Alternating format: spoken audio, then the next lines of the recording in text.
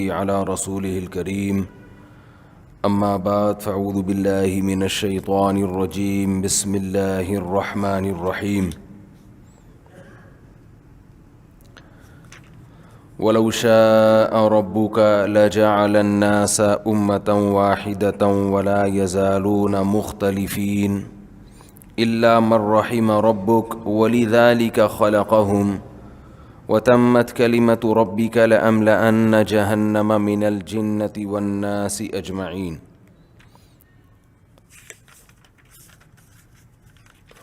سورہ ہود کی آیت نمبر 119۔ میں نے سوچا تھا کہ قرآن مجید کھولوں گا، جو بھی آیت سامنے آ گئی اسی پہ درس دوں گا، تو یہ آیتیں سامنے آئی تو آج انشاءاللہ اسی پہ درس دیتے ہیں۔ اللہ نے فرمایا کہ اگر تیرا رب چاہتا تو لجعل الناس امۃ واحدۃ، سب کو ایک امت بنا دیتا، سب کا مذہب ایک، مسلک ایک، کوئی آپس میں اختلاف نہ ہوتا، یعنی اللہ گن پوائنٹ پہ گویا سب کو ہدایت دے دیتا۔ اور دل تو اللہ کے ہاتھ میں ہے نا، تو گھما دیتا سب کو ہدایت کے لیے۔ سارے توحید پرست ہوتے، سارے 5 ٹائم کے نمازی، سارے تہجد گزار، تھوڑی دیر کے لیے فرض کر لیں، کیسا عجیب نظام ہوتا نا، سب نیک، اور کوئی مسلک بھی نہ ہوتا، یہ دیوبندی، یہ بریلوی، یہ اہل حدیث، یہ فلانا، سارے ایک ہی جو صحیح ہے وہی ہوتے سارے۔ تو سوچیں، اللہ نے فرمایا اگر میں چاہتا تو میں ایسا کر دیتا، لیکن ایسا ہوگا نہیں، یہ تو نہیں ہوگا۔ ایک تو ہے نا یہ تو ہوگا، ایک یہ بھی ہے کہ یہ تو نہیں ہوگا۔ وَلَا يَزَالُونَ مُخْتَلِفِينَ، یہ ہمیشہ اختلاف ہی کرتے رہیں گے، ہمیشہ ایسا ہی ہوتا رہے گا کہ لوگوں میں کیا رہے گا؟ اختلاف۔ تو اللہ فرما رہے ہیں، یہ نبی صلی اللہ علیہ وسلم کو اصل میں اس طرح کی آیات میں تسلی دی جاتی ہے کہ آپ صلی اللہ علیہ وسلم جب حق کی دعوت دیتے تو دعوت بھی جاندار، دلیل بھی جاندار، ماننے والے نہیں یعنی جو لوگ مانتے نہیں تھے، بحث، الٹے اعتراضات، بیکار دلائل، تو نبی صلی اللہ علیہ وسلم کا دل ان باتوں سے تنگ ہوتا تھا، اور آج بھی ایسا ہی ہے۔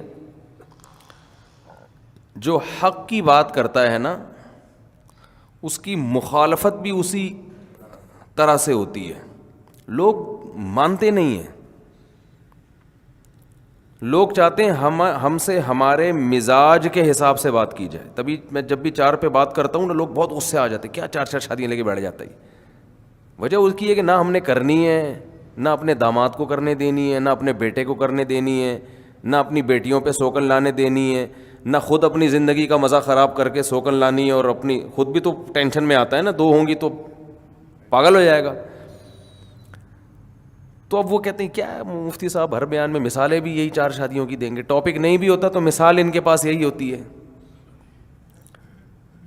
تو انسان کی نیچر ہے بھائی، جو میں کر سکتا ہوں، جو میرا مزاج ہے، اس کے حساب سے بات کرو، تو یہ انسانی نیچر ہے۔ جذباتی تقریروں میں لوگ متاثر ہوتے ہیں۔ مثال کے طور پر آپ کا ایک خاص قسم کا مزاج بن چکا ہے، نعرے والا، ایک دم رونے دھونے والا۔ جیسے محرم میں بعض لوگ اگر ان کو نہ رلایا جائے، کوئی خطیب آ کے ان کو نہ رلائے، تو بعض لوگوں میں، سب کی بات نہیں کر رہا، ان کا پھر یہ اصول ہوتا ہے کہ وہ پھر یہ تو خطیب ہی نہیں ہے، کیونکہ مزاج یہ بن چکا ہے کہ رونا ہے۔ سمجھ رہے ہیں بات کو؟ اب خطیب اگر نہیں رلائے گا تو بھائی تو معلوماتی پروگرام پیش کر کے چلا گیا، رونا تو آیا نہیں، تو وہ پھر اس خطیب کو لوگ نہیں پسند کرتے، کہ بھائی مزہ تو آیا نہیں, کیونکہ وہ انہوں نے ایک فرض کر لیا, اپنا ایک مزاج بنا لیا ہے کہ محرم میں کیا کرنا ہے, رونا ہے. بعض لوگوں نے بنا لیا مزاج, چاہے وہ شیعہ میں ہو, چاہے وہ سنی میں ہو, چاہے وہ کسی بھی مسلک میں ہو, بھائی رونا دھونا ہے. تو اب وہ کوئی خطیب نہیں رلائے گا تو پبلک کو مزہ نہیں آئے گا. تو ہم میں سے ہر شخص نے پہلے ایک مزاج متعین کرتا ہے, اس کے بعد پھر جو قرآن کی آیت اس کی تائید میں ہو وہ تو پیش ہوگی. جو ہمارے کلچر کے, ہمارے مزاج کے اگینسٹ جو چیز آ رہی ہے اس کو ہم پسند نہیں کرتے. مثال کے طور پر رسول اللہ صلی اللہ علیہ وسلم نے جب دعوت کی کہ رشتہ داری جوڑو, اس پہ عرب نے آپ کی مخالفت نہیں کی ہے, کیونکہ عرب کا مزاج رشتہ داری جوڑنے والا ہی تھا. وہ فخر کرتے تھے شاعری میں. جب نبی نے فرمایا سخاوت کرو تو یہاں آپ کی مخالفت نہیں ہوئی ہے, کیونکہ عرب مزاجن سخی تھے. کسی کنجوس قوم میں سخاوت پر بیان ہو تو وہ تو غصہ کریں گے. بھائی بعض قومیں کنجوسی میں مشہور ہیں, آپ نے ان پہ سخاوت پہ بیان کر دیا, وہ کہیں گے یار یہ مولوی صاحب کو نہیں لاؤ اگلے مہینے.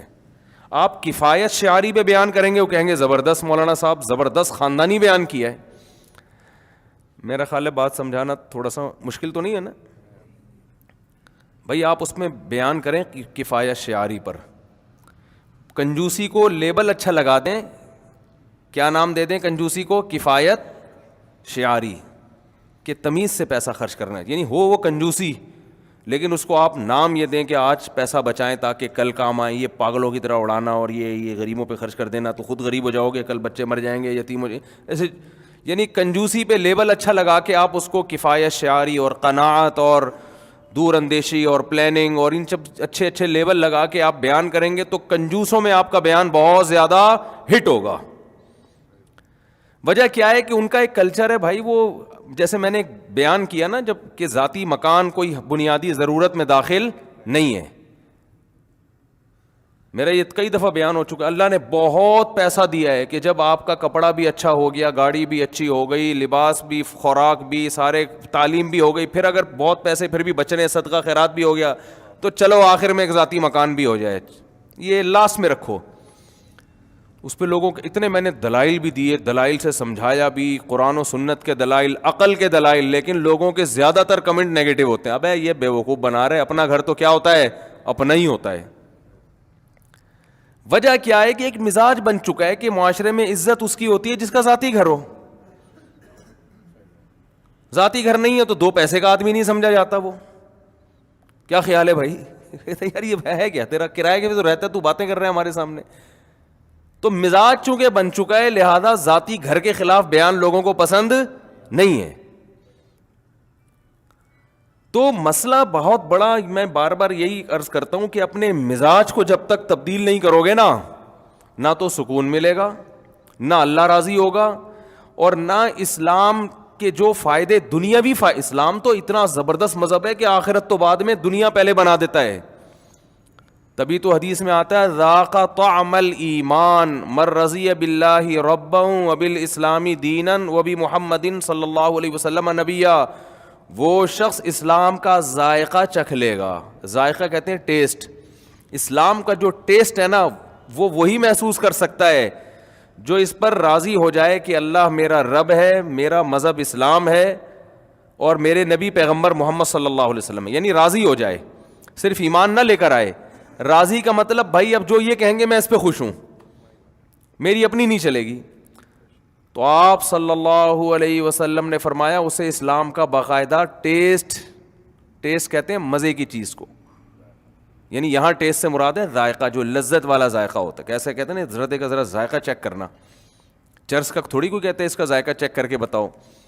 تو لذیذ چیز کے ذائقے کو یہاں طعام سے تعبیر کیا گیا ہے, جو کھانے کی چیز ہوتی ہے. تو آپ صلی اللہ علیہ وسلم نے فرمایا اسے باقاعدہ اسلام کا ذائقہ محسوس ہوگا, مزہ آئے گا, لذت آئے گی اس کو. تو جب بھی آپ کوئی, ہاں میں عرض کر رہا تھا کہ آپ صلی اللہ علیہ وسلم نے سخاوت پر جو بات کی, عربوں نے اس میں آپ کی مخالفت بولو بھائی نہیں کی. وہ سخاوت پہ فخر کرتے تھے. بہادری کی جب بات کی عربوں نے اس کی مخالفت نہیں کی. رشتہ داری جوڑنے کی بات کی ہے, عربوں نے اس کی مخالفت نہیں کی. بت پرستی کی بات کی ہے تو پورا معاشرہ خلاف ہو گیا کہ بھئی یہ ہمارے باپ دادا کے بتوں کو برا بھلا کہتے ہیں. یہ بت پرستی کے خلاف آپ گوروں کے سامنے بیان کرو, انگریزوں کے سامنے, انہیں تکلیف بولتے کیوں نہیں بھائی؟ نہیں ہوگی, حالانکہ وہ بھی غیر مسلم ہیں. مشرکین مکہ بھی کیا تھے؟ غیر مسلم. انگریزوں کو تکلیف نہیں ہوگی, وہ بت پرست ہیں نہیں, وہ کہیں گے زبردست, ویل ڈن. انگلش میں کہہ دیں گے ہٹو بچوں, جو بھی ان کی زبان میں ہٹو بچوں کا ترجمہ ہوتا ہے. خوش ہوں گے بھائی, زبردست, کیا انسان کو لگا رہے ہو ان چیزوں میں. تو انسان کی نیچر یہ ہے. ہاں, پھر نبی صلی اللہ علیہ وسلم کی جہاں جہاں مخالفت ہوئی, ایک بت پرستی کے خلاف جب آپ نے آواز اٹھائی, آپ نے بہت ساری شادیاں کی, عربوں نے اس میں آپ کی مخالفت نہیں کی. یہ تو بعد کے لوگوں کے اعتراضات ہیں, غیر مسلموں کے, اتنی شادیاں. عرب میں کسی ایک نے ذرا سا بھی اعتراض نہیں کیا, ان کے کلچر کا حصہ تھا یہ. کیونکہ بہت سے جب صحابہ مسلمان ہوئے نا, بعض صحابہ, بہت سے تو نہیں, ان کی 10 بیویاں تھیں جو غیر مسلم تھے. 10 بیویاں تھیں, اسلام قبول کیا تو آپ نے حکم دیا 4 رکھو, باقی کو چھوڑو. اسلام میں 4 سے زیادہ کی اجازت نہیں ہے. تو جو 10 رکھنے کے عادی ہوں, بلکہ علامہ ابن حجر رحمہ اللہ نے لکھا ہے کہ عرب اس کو پسندیدہ سمجھتے تھے. یعنی نبی کا یہ ایک پازیٹو پوائنٹ تھا عربوں کی نظر میں کہ محمد صلی اللہ علیہ وسلم نے ایک ٹائم پہ 9 بیویاں رکھی ہیں, اس کو اچھی نگاہ سے دیکھتے تھے. تو اس لیے اس معاشرے میں اس کے مخالفت بالکل بھی, بولتے کیوں نہیں بھائی, نہیں ہوئے, 9 کریں. پھر آپ نے کم عمر سے نکاح کیا امی عائشہ سے. بعد کے لوگ تو بڑا اعتراض کرتے ہیں اس پر, بعد کے غیر مسلم کے, یہ کیا ہو گیا. لیکن عرب میں جو آپ کے شدید ترین مخالف تھے نا, جو آپ کو جادوگر کہتے تھے, جو آپ کو دیوانہ کہتے تھے معاذ اللہ, جو آپ کو شاعر کہتے تھے, انہوں نے بھی اس بیس پر آپ کو معاذ اللہ نقل کفر عیاشی کا تانا نہیں دیا کہ اتنی عمر کے ہو کے اتنی کم لڑکی سے نکاح کیوں کر رہے ہیں. اس لیے کہ اس کلچر کا حصہ تھا, یہ لوگ کرتے تھے نکاح, اس کو برا نہیں سمجھا جاتا تھا. بعد کے لوگوں نے اعتراض کیا تو یہ ایسے ہی جیسے مدعی سست اور گواہ چست, یعنی جو اصل دشمن تھے وہ تو اس اعتراض کو یعنی یہ اعتراض ہی نہیں کر رہے, اور جو کم درجے کے دشمن ہیں وہ اس کو ہائی لائٹ کرتے ہیں. تو یہ وجہ اس کی یہ تھی کہ یہ چیز ان کے کلچر کی نظر میں بری نہیں تھی. اور عجیب بات یہ بتاؤں, ہم یہ فخر سے بیان کرتے ہیں کہ ہمارے نبی صلی اللہ علیہ وسلم نے 25 سال کی عمر میں 40 سالہ بیوہ سے نکاح کیا جو 2 دفعہ بیوہ ہو چکی تھیں.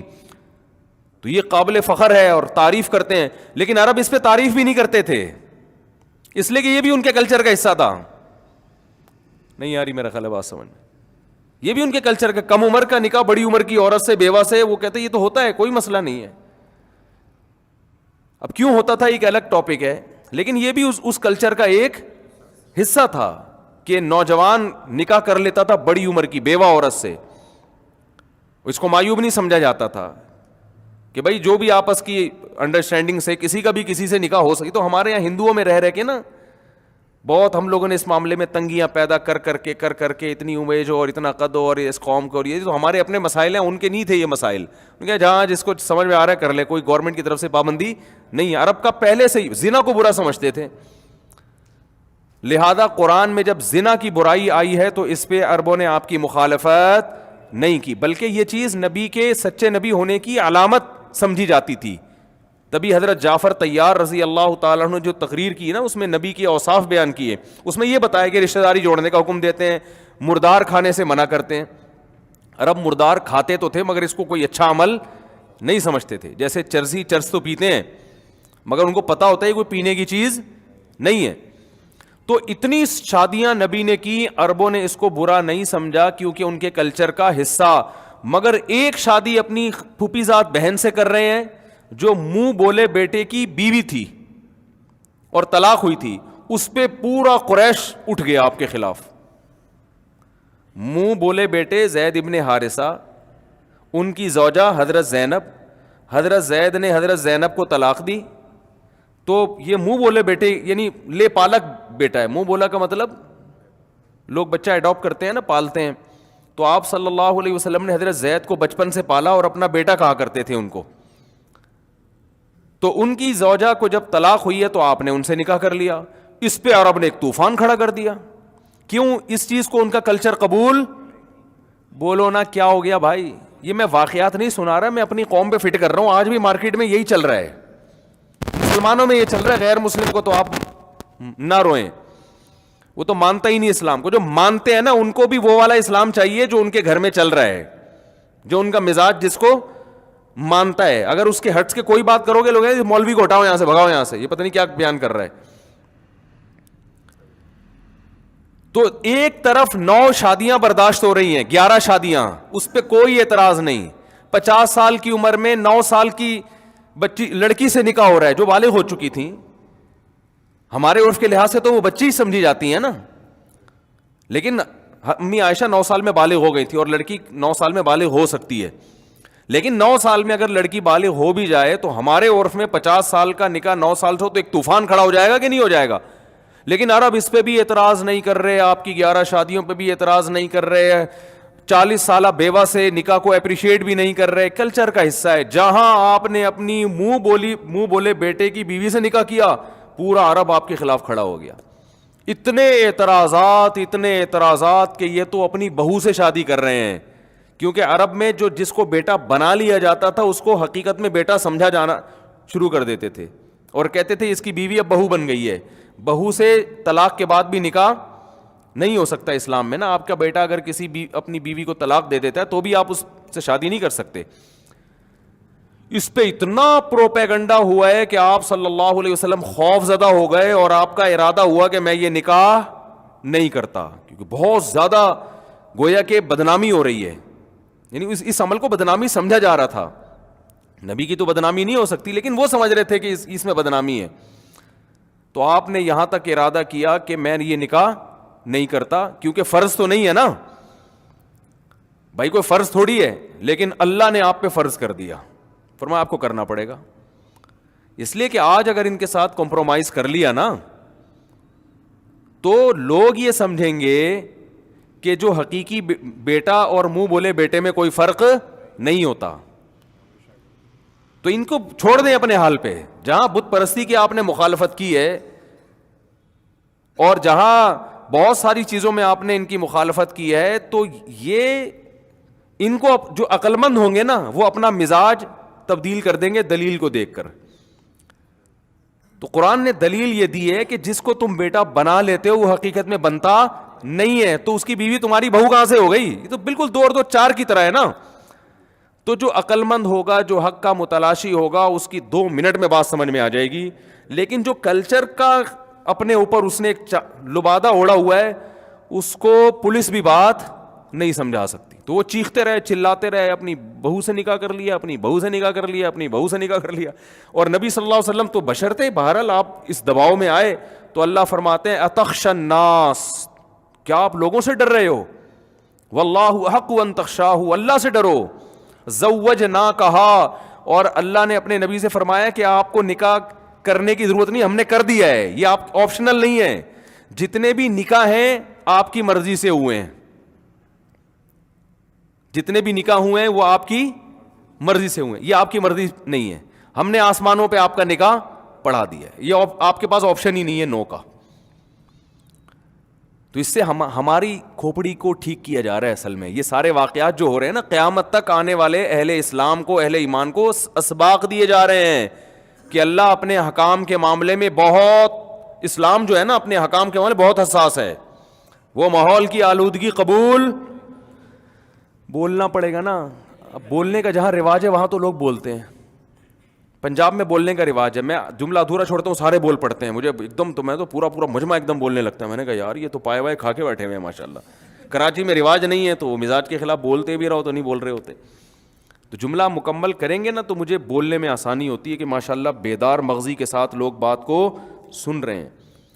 تو اسلام اس معاملے میں بہت حساس ہے کہ جو میں کہہ رہا ہوں بس وہی کیا ہے ٹھیک ہے. کیونکہ جب اللہ کا دین ہے پھر اس میں لچک نہیں ہے کہ اللہ نے ایک حکم دیا, اللہ نے کہا غور کر لو, اگر سمجھ میں آتا ہے تو ٹھیک ہے, نہیں آتا تو تمہاری مرضی. ابا اگر نہیں راضی اس پہ, یہ تمہارا کلچر قبول نہیں کر رہا. ہاں کچھ احکام ایسے ہوتے ہیں جو واجب کے درجے میں نہیں ہوتے, اور نہ اس سے کوئی شرعی حکم ٹوٹ رہا ہوتا ہے, نہ اس میں کوئی ترغیب ہو رہی ہوتی ہے, تو اس میں کوئی اگر کلچر کی رعایت میں چھوڑ دے تو اس میں کوئی حرج نہیں ہے اگر فتنے کا اندیشہ ہے. جیسے نبی صلی اللہ علیہ وسلم نے بیت اللہ کی 4 دیواری کو بڑھانے کا ارادہ کیا, مگر آپ نے فرمایا کہ عرب کہیں گے کہ یہ قبلہ ہی تبدیل کر دیا انہوں نے, یعنی اس کی عمارت بڑھا دی ہے, تو فتنہ پیدا ہوگا تو اس کو رہنے دو. یہاں اپنے کلچر کی رعایت کی ہے, اس لیے کہ اس کا کوئی شرعی مسئلے سے کوئی تعلق نہیں ہے, کیونکہ طواف اب بھی حتیم کے باہر سے ہی ہوتا ہے.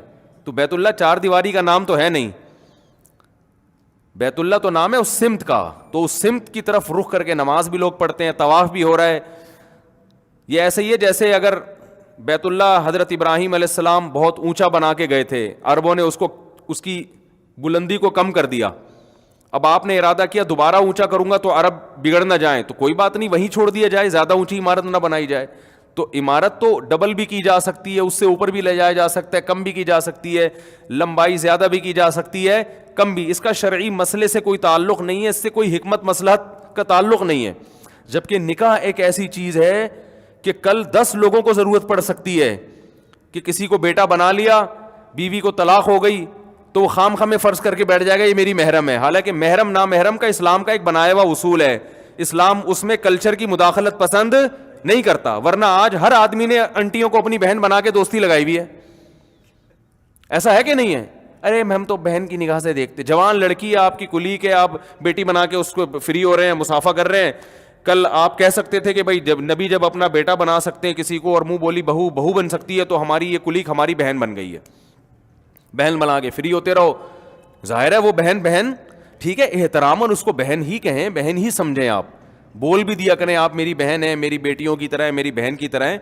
لیکن اس سے اگر لا ہی پورا چینج ہو جائے کہ آپ نے چونکہ بہن بول دیا تو اب نکاح حرام ہو گیا, یہ تو پورا نظام تباہ و برباد ہو جائے گا نا. کل اس سے عشق ہو گیا آپ کو, حقیقی بہن تو ہے نہیں وہ. اب آپ کا دل چاہ رہا ہے شادی کر لوں, آپ کہیں میں تو بہن بول چکا ہوں, میں چوڑے میں آ گیا میں. اور یہ غیر مسلموں میں ہوتا ہے, میں نے یہ غیر مسلموں میں دیکھا ہے کہ جب کسی کو بہن بول دیا تو وہ اس کو غیرت کا مسئلہ بناتے, اب اس سے شادی نہیں ہو سکتی کیونکہ ہم نے اس کو کیا بنا لیا ہے, بہن.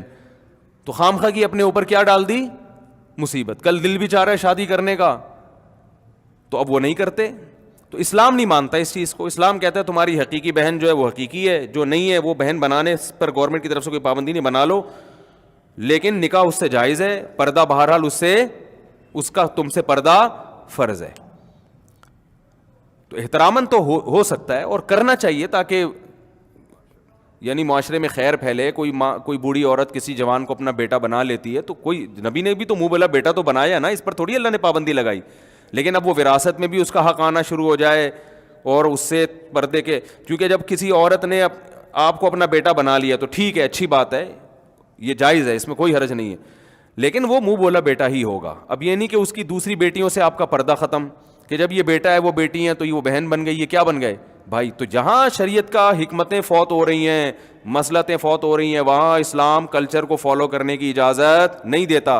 جہاں کوئی حکمت فوت نہیں ہو رہی تو وہاں اسلام کہتا ہے بھائی اگر کلچر کو فالو نہ کرنے میں فتنہ ہے تو فتنہ زیادہ بڑی چیز ہے, اس کے نقصانات زیادہ ہیں. تو کوئی بات نہیں, لوگوں کی رعایت میں آپ وقتی طور پر اس حکم کو تھوڑی دیر کے لیے چھوڑ سکتے ہیں. تو اصل جو میں بات عرض کر رہا تھا وہ یہ عرض کر رہا تھا کہ اختلافات اس بیس پر ہوتے ہیں کہ ہم لوگ اپنا ایک دماغ میں اپنا ایک مزاج بنا لیتے ہیں, اس مزاج پہ اگر کوئی آپ کے مزاج کے خلاف بات کرتا ہے تو وہ دلائل کو نہیں دیکھا جاتا. یہ جو دنیا میں بڑے بڑے فنٹر بنے پھرتے ہیں نا کہ ہم ہر بات دلیل سے کرتے ہیں, ہر بات دلیل سے, جب ان کے مسلک کے خلاف دلیل جاتی ہے تو ان سے بڑا شخصیت پرست پھر کوئی نہیں ہوتا. یہ میں نے دیکھا ہے. آج کل چینلوں پہ بہت سے لوگ آ رہے ہیں ہم شخصیت پرستی کے قائل نہیں ہیں, ہم دلیل سے بات کرتے ہیں, لیکن جب آپ ان کے خلاف کوئی دلیل قائم کر دیں تو ان کے جو مریدین ہیں وہ کبھی اپنے شیخ و مرشد کے خلاف سننے کے لیے آمادہ نہیں ہوتے, کیونکہ انہوں نے سن کے ایک عقیدت اتنی پیدا ہو چکی ہوتی ہے کہ وہ پھر خلاف سننا پسند نہیں کرتے اور وہ پھر دلیل کو فالو نہیں کرتے. وہ تو قرآن میں اللہ نے نبی صلی اللہ علیہ وسلم کو تسلی دی. تو میں اس پہ بات کر رہا تھا, یہ جو میں چارجر کی بات کرتا ہوں اس میں بھی لوگ بہت ٹینشن میں آتے ہیں, کیونکہ نہ خود کرنی ہے, کیونکہ بھائی ایک مصیبت پالنا چاہیے نا, اور نہ اپنی بیٹیوں پہ کوئی سوکن لانا چاہتا ہے, اور نہ اپنے بیٹوں کو چاہتا ہے کہ میرے گھر میں اب دوسری بہو بھی آئے, اسی والے سے آئے, پھر ایک فساد, تو فساد ہی فساد نظر آ رہا ہے, یعنی انفرادی فساد. تو اب وہ قرآن کیا کہہ رہا ہے, حدیث کیا کہہ رہی ہے, وہ چھوڑ دو اس کو. لوگ کہتے ہیں چھوڑو یار, حالات کو دیکھو. جب حالات کا جواب دیا جاتا ہے کہ بھئی یہ انفرادی ضرر ہے, اگر اس اجتماعی ضرر سے بچنے کے لیے انفرادی ضرر بولو بھائی برداشت کیے جاتے. ایک چھوٹی سی بات سنا کے بس آگے چلتا ہوں. میں ایک نفسیاتی ڈاکٹر کا میں نے کلپ سنا, وہ ورکشاپ بھی کرواتے ہیں, بڑے میچور ڈاکٹر ہیں اور کافی فیمس ہیں یوٹیوب پہ. وہ نفسیاتی ڈاکٹر سے کسی نے پوچھا دوسری شادی کے بارے میں, تو محترم فرمانے لگے کہ دوسری شادی میں انسان کو جھوٹ بولنا پڑتا ہے, اس کی بیوی کا اس پر سے اعتماد ختم ہو جاتا ہے, اور یہ ہو جاتا ہے اور وہ ہو جاتا ہے, یعنی غیر اخلاقی حرکتیں. اور وہ جو باتیں بتائیں واقعی صحیح تھی, ایسا ہوتا ہے کہ وہ ٹوپیاں کرائے گا, آج ادھر بیٹھا ہوا ہوں, آج ادھر بیٹھا ہوا ہوں. صحیح سچ بتائے گا تو پکڑا جائے گا نا, سچ بتائے گا تو بھائی پکڑا جائے گا, ٹھیک ہے نا, پٹے گا. تو وہ گھماتا رہتا ہے, ادھر بھی چائے پیے گا, دوسری بیوی کو بھی جا کے بتائے گا کہ میں تمہارے پاس چائے پینے کے لیے, آج سے پہلے میں نے کبھی چائے پی نہیں ہے, جب بھی پیتا ہوں تمہارے پاس پیتا ہوں. تو یہ ٹوپیاں اور یہ سب جھوٹ اور اعتماد ختم اور یہ سب بے پناہ نقصانات, اور اس سے بیوی ڈپریشن میں جاتی ہے, یہ ہوتا ہے وغیرہ وغیرہ. بالکل صحیح کہا. لیکن محترم یہ بھول رہے ہیں کہ جن عورتوں کو بندہ ہی نہیں مل رہا شادی کے لیے, وہ جو ڈپریشن میں جا رہی ہیں, ان کا آپ کے پاس حل کیا ہے؟ یعنی اس بندے کی ڈپریشن اور اس کی بیوی کی ڈپریشن کا تو خیال کیا جا رہا ہے. ان بیوہ طلاق یافتہ غریب لڑکیاں جو لاکھوں کی تعداد میں بیٹھی ہوئی ہیں, جن کو میاں نام کی کوئی چیز مل ہی نہیں رہی ہے, ان کی ڈپریشن پہ کوئی مقالہ نہیں ہے, کوئی تحقیق نہیں ہے, اور اس کا کوئی حل نہیں ہے. اس لیے کہتے ہیں کہ وحی کی تعلیمات کے بغیر جب انسان اپنی عقل سے سوچتا ہے نا, تو ٹھوکریں کھاتا ہے. عقل وہ ہے جو قرآن کے تابع ہو. پھر آپ کو عقل ایسا خاندانی گائیڈ کرے گی نا, ایسے خاندانی راستہ بتائے گی جس کو قرآن نے مثالیں دی ہیں. اگر صرف قرآن ہے, عقل نہیں ہے, تو بھی گمراہ ہوگا انسان. کیونکہ عقل تو قرآن تو ایک روشنی ہے نا, چلنا تو خود ہے اس میں. قرآن زبردستی دھکا دے کے تھوڑی چلائے گا آپ کو. قرآن دیکھو اللہ نے کیا پیاری مثال دی ہے قرآن میں. اللہ نور السماوات والارض, اللہ زمین آسمان کا نور ہے. کیا مطلب؟ جیسے نور سے روشنی ہوتی ہے نا, اندھیروں میں ہمیں نور سے راستے نظر آتے ہیں, ایسا ہی ہوتا ہے نا. ارے آپ ایک جنگل میں کھڑے ہوئے ہیں, گھپ اندھیرا ہے, منزل ملے گی آپ کو؟ پتہ چلے گا کہاں کھائی ہے, کہاں پانی ہے, کہاں پل ہے, کہاں شیر ہے, کہاں چیتا ہے, کہاں راستہ ہے, کچھ بھی سمجھ نہیں آئے گا. تو ایسے میں آپ کو کیا چاہیے ہوتا ہے؟ نور, روشنی. روشنی آپ کو چلا نہیں دیتی, روشنی دکھا دیتی ہے. روشنی کیا کرتی ہے؟ دکھا دیتی ہے. بھائی یہ کھائیے, یہ شیر بیٹھا ہوا ہے وہاں جناب بھیڑی ہیں, وہ آوازیں آئیں گی نا آپ کو, آپ عقل استعمال کرو گے, یار وہ کی جو آوازیں آ رہی ہیں اس کا مطلب اس سمت میں کیا ہیں؟ بھیڑیے بیٹھے ہوئے. تو عقل استعمال کرتا ہے انسان,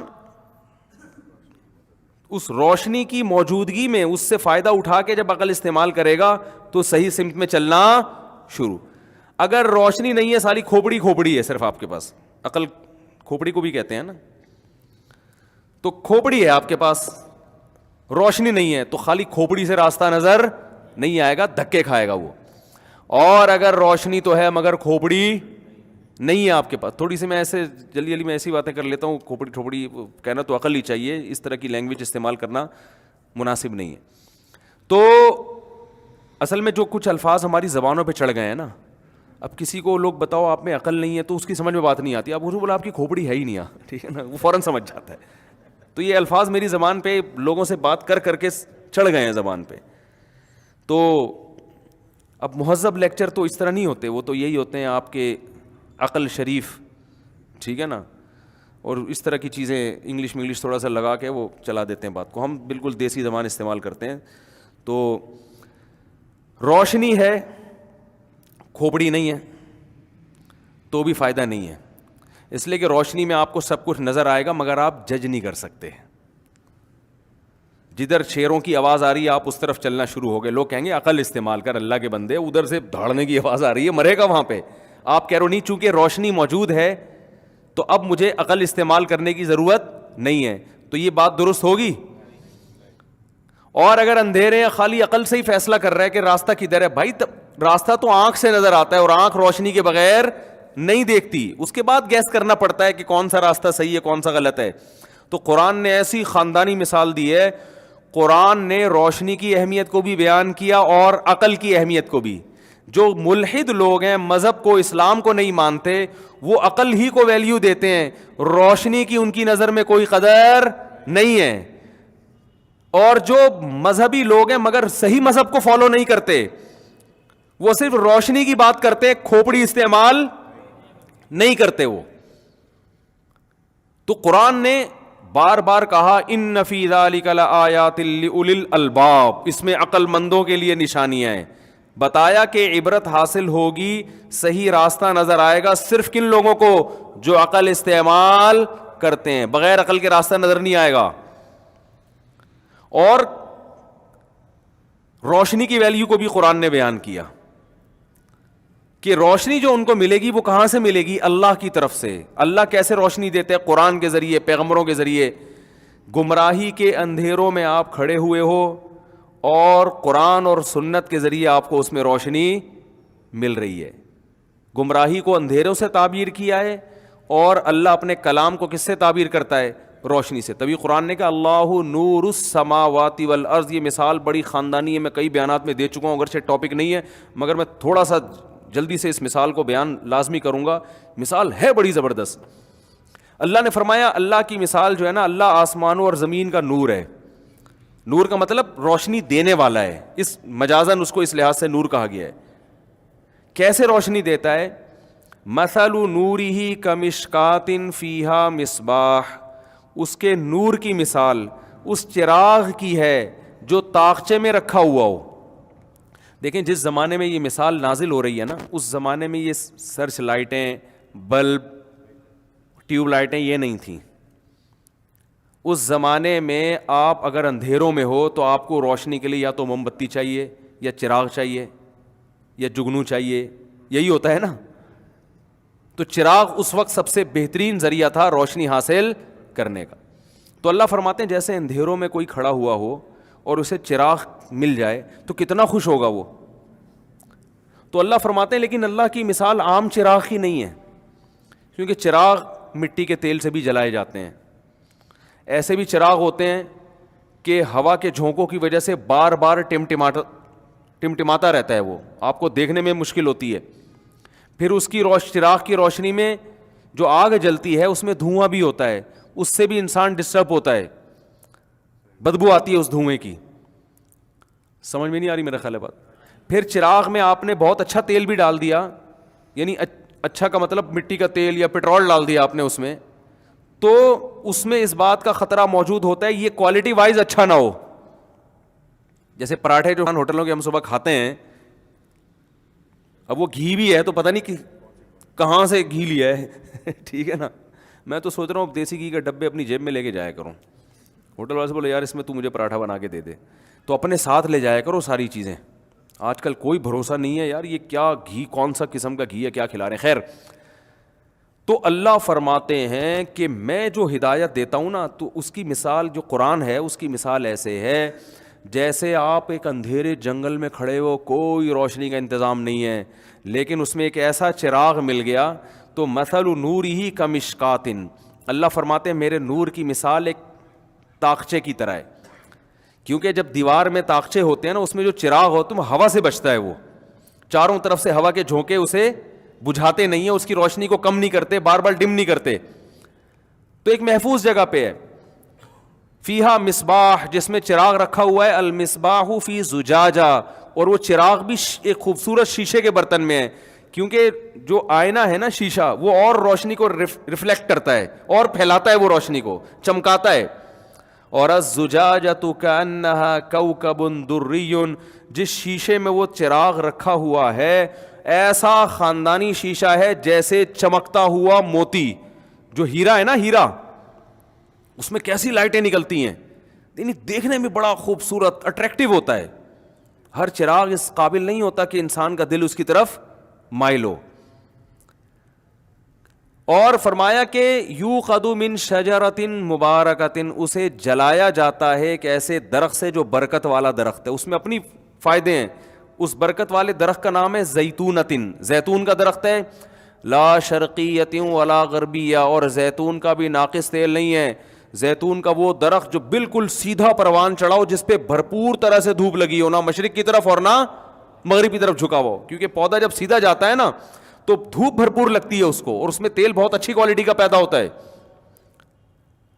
اور اللہ فرماتے ہیں کہ ایسا حساس تیل ہے، ایسا روشنی کو پکڑتا ہے کہ یکاد زیتھا یضیء ولو لم تمسسہ نار، ابھی آگ اس کے قریب نہیں گئی اور آگ کو پکڑ لیتا ہے وہ. تو ایسا جو سینسیٹیو قسم کا تیل ہوتا ہے نا، اس کی روشنی بہت ہوتی ہے. تو اللہ نے مثال دی زیتون کی، کیونکہ زیتون کے تیل میں دھواں نہیں ہوتا، بدبو نہیں ہوتی. آگ ہوتی ہے مگر آگ میں جو بدبو اور یہ سب چیزیں نہیں ہوتی ہیں، اور اس کی روشنی میں چمک بہت خوبصورت ہوتی ہے، یعنی وہ خود ایک اچھا لگ رہا ہوتا ہے، بڑی شفاف روشنی کو پھیلاتا ہے وہ. آگے اللہ نے کیا فرمایا؟ نور علی نور، اور ایسا چراغ ہے، اتنی تیز روشنی ہے کہ تمہیں ایسا لگے گا روشنی کے اوپر روشنی کی تہ چڑھائی ہوئی ہے کسی نے. کیا خاندانی بلاغت ہے یار، کیا مثال ہے. آگے اللہ نے فرمایا اللہ نے تو یہ روشنی پیدا کر دی، عقل مند لوگ اس روشنی کے تحت اپنی عقل کو استعمال کر کے چل رہے ہیں.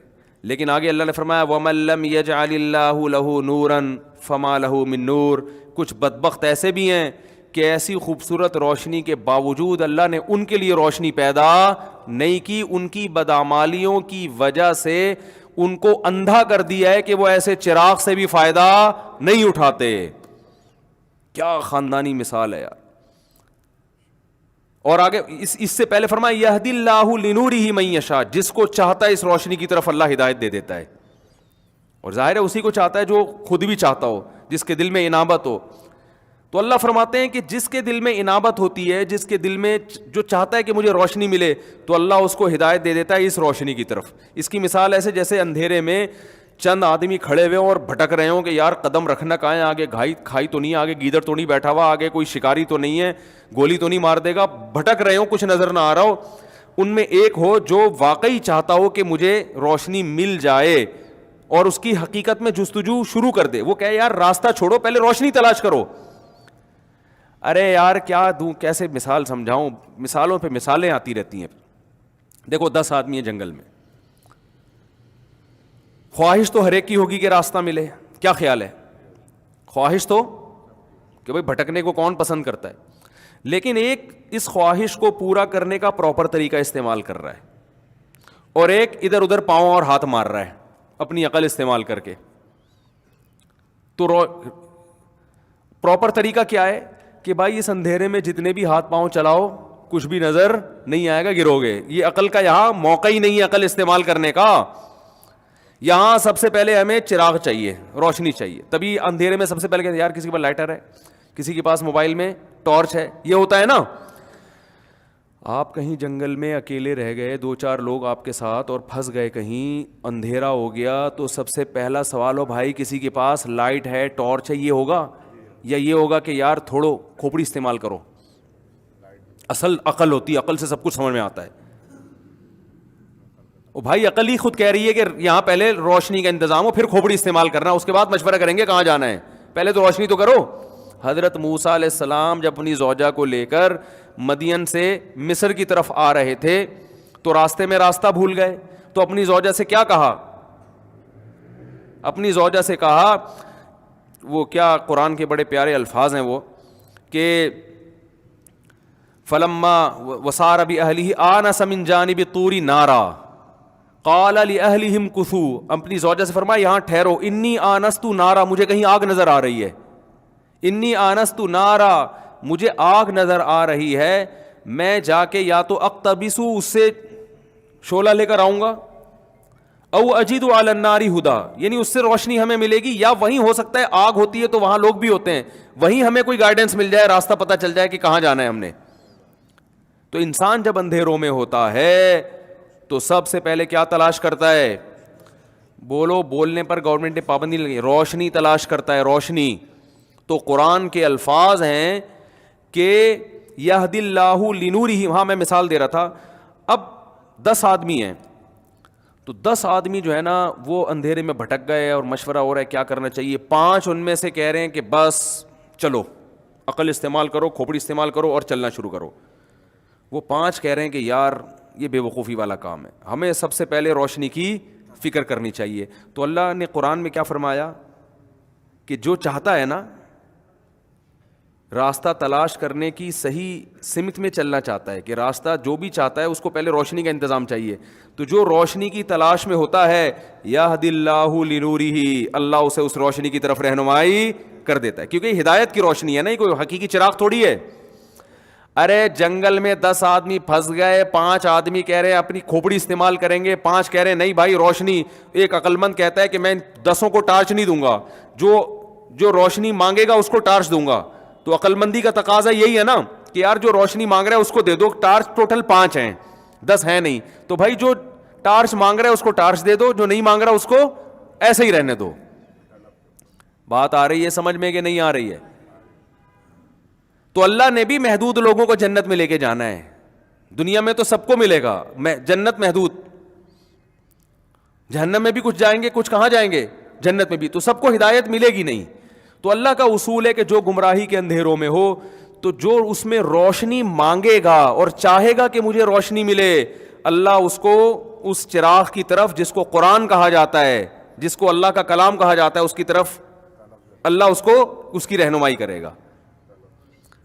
جیسے آپ ٹارچ خود تو تقسیم نہیں کر رہے، لیکن آپ نے دیکھا 5 آدمی چاہ رہے ہیں کہ مجھے روشنی ملے، تو آپ بتا دیں یار چھپڑ میں وہاں نیچے رکھی ہوئی ہے روشنی کا انتظام ہے، آپ اس کو گائیڈ کریں گے.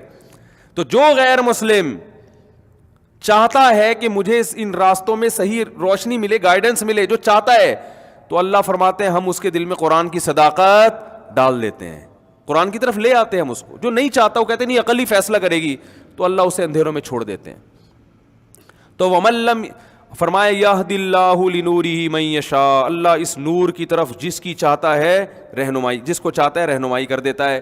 ومن لم یجعل اللہ لہ نورا، اور جس کو اللہ روشنی کی ہدایت کی روشنی نہ دے، فما لہ من نور، اسے کہیں سے بھی روشنی نہیں مل سکتی. کیا زبردست آیت ہے خدا کی قسم. ایسے ایسے اعتراضات اور اشکالات رفع کر رہی ہے نا یہ، کہ اگر یہ ایک آیت سمجھ میں آ جائے آپ کو اسلام سمجھ میں آ جائے گا، اور آپ کو پتہ چلے گا کہ اسلام انسانیت کے لیے کتنی بڑی نعمت اور کتنی بڑی رحمت ہے. اس کے بغیر آپ اندھیروں میں ہیں. تو اللہ فرماتے ہیں وَمَن لَّمْ يَجْعَلِ اللَّهُ لَهُ نُورًا. مجھے بھی یہ آیتوں کا مطلب نا، اب جب میں ملحدین سے ملتا ہوں، ان کی تقریریں سنتا ہوں، لبرل لوگوں سے ملتا ہوں، میں اگر قسم اٹھا کے بولوں نا کہ ان کی تفسیروں کا مطلب مجھے اب سمجھ میں آیا ہے، جب پڑھا تھا اس وقت مجھے بھی سمجھ میں نہیں آیا تھا. جب ہم مدرسے میں بچے تھے نا، پڑھتے تھے، یہ آیتوں کی تفسیر مجھے کم از کم مجھے سمجھ میں نہیں آتی تھی پوری طور پر. وجہ اس کی ہے کہ بعض چیزیں سمجھنے کے لیے اسی ماحول میں جانا پڑتا ہے جس ماحول میں آیتیں نازل ہو رہی ہیں. اس ماحول میں جائیں گے تو ان کا مفہوم سمجھ میں آئے گا. اس ماحول سے ہٹ کے پڑھیں گے مدرسوں میں بیٹھ کے، وہ نہیں سمجھ میں آئے گی یہ کیا کہہ رہا ہے قرآن. ایسا لگے یار جس کو اللہ چاہتا ہے ہدایت دیتا ہے، جس کو اللہ چاہتا ہے نہیں دیتا. اب یہ آیتوں کا مطلب سمجھ میں آ رہا ہے. وَمَن لَّمْ يَجْعَلِ اللَّهُ لَهُ نُورًا، جس کو اللہ روشنی نہ دے، فَمَا لَهُ مِن نور، اسے کہیں اور سے چراغ نہیں مل سکتا کہ وہ اس کی روشنی میں سفر کرنا شروع کر دے. اس میں اقوام متحدہ پر بھی رد ہے، ٹھیک ہے نا. بعض لوگ سمجھتے ہیں یونائٹڈ نیشن ہمیں صحیح گائیڈ کرے گی، انسان کو انسانیت کا راستہ یونائٹڈ نیشن دکھائے گی. بعض کہتے ہیں امریکہ والے دکھائیں گے، بعض کہتے ہیں جاپان کے سائنسدان ایک نمبر ہوتے ہیں، ان سے پوچھو لائف کیسے گزارنی ہے. بعض کہتے ہیں یار برٹش نے بڑی ترقی کی ہے، برطانیہ نے، گوروں سے پوچھو لائف کیسے گزارنی ہے، صحیح کیا ہے غلط کیا ہے.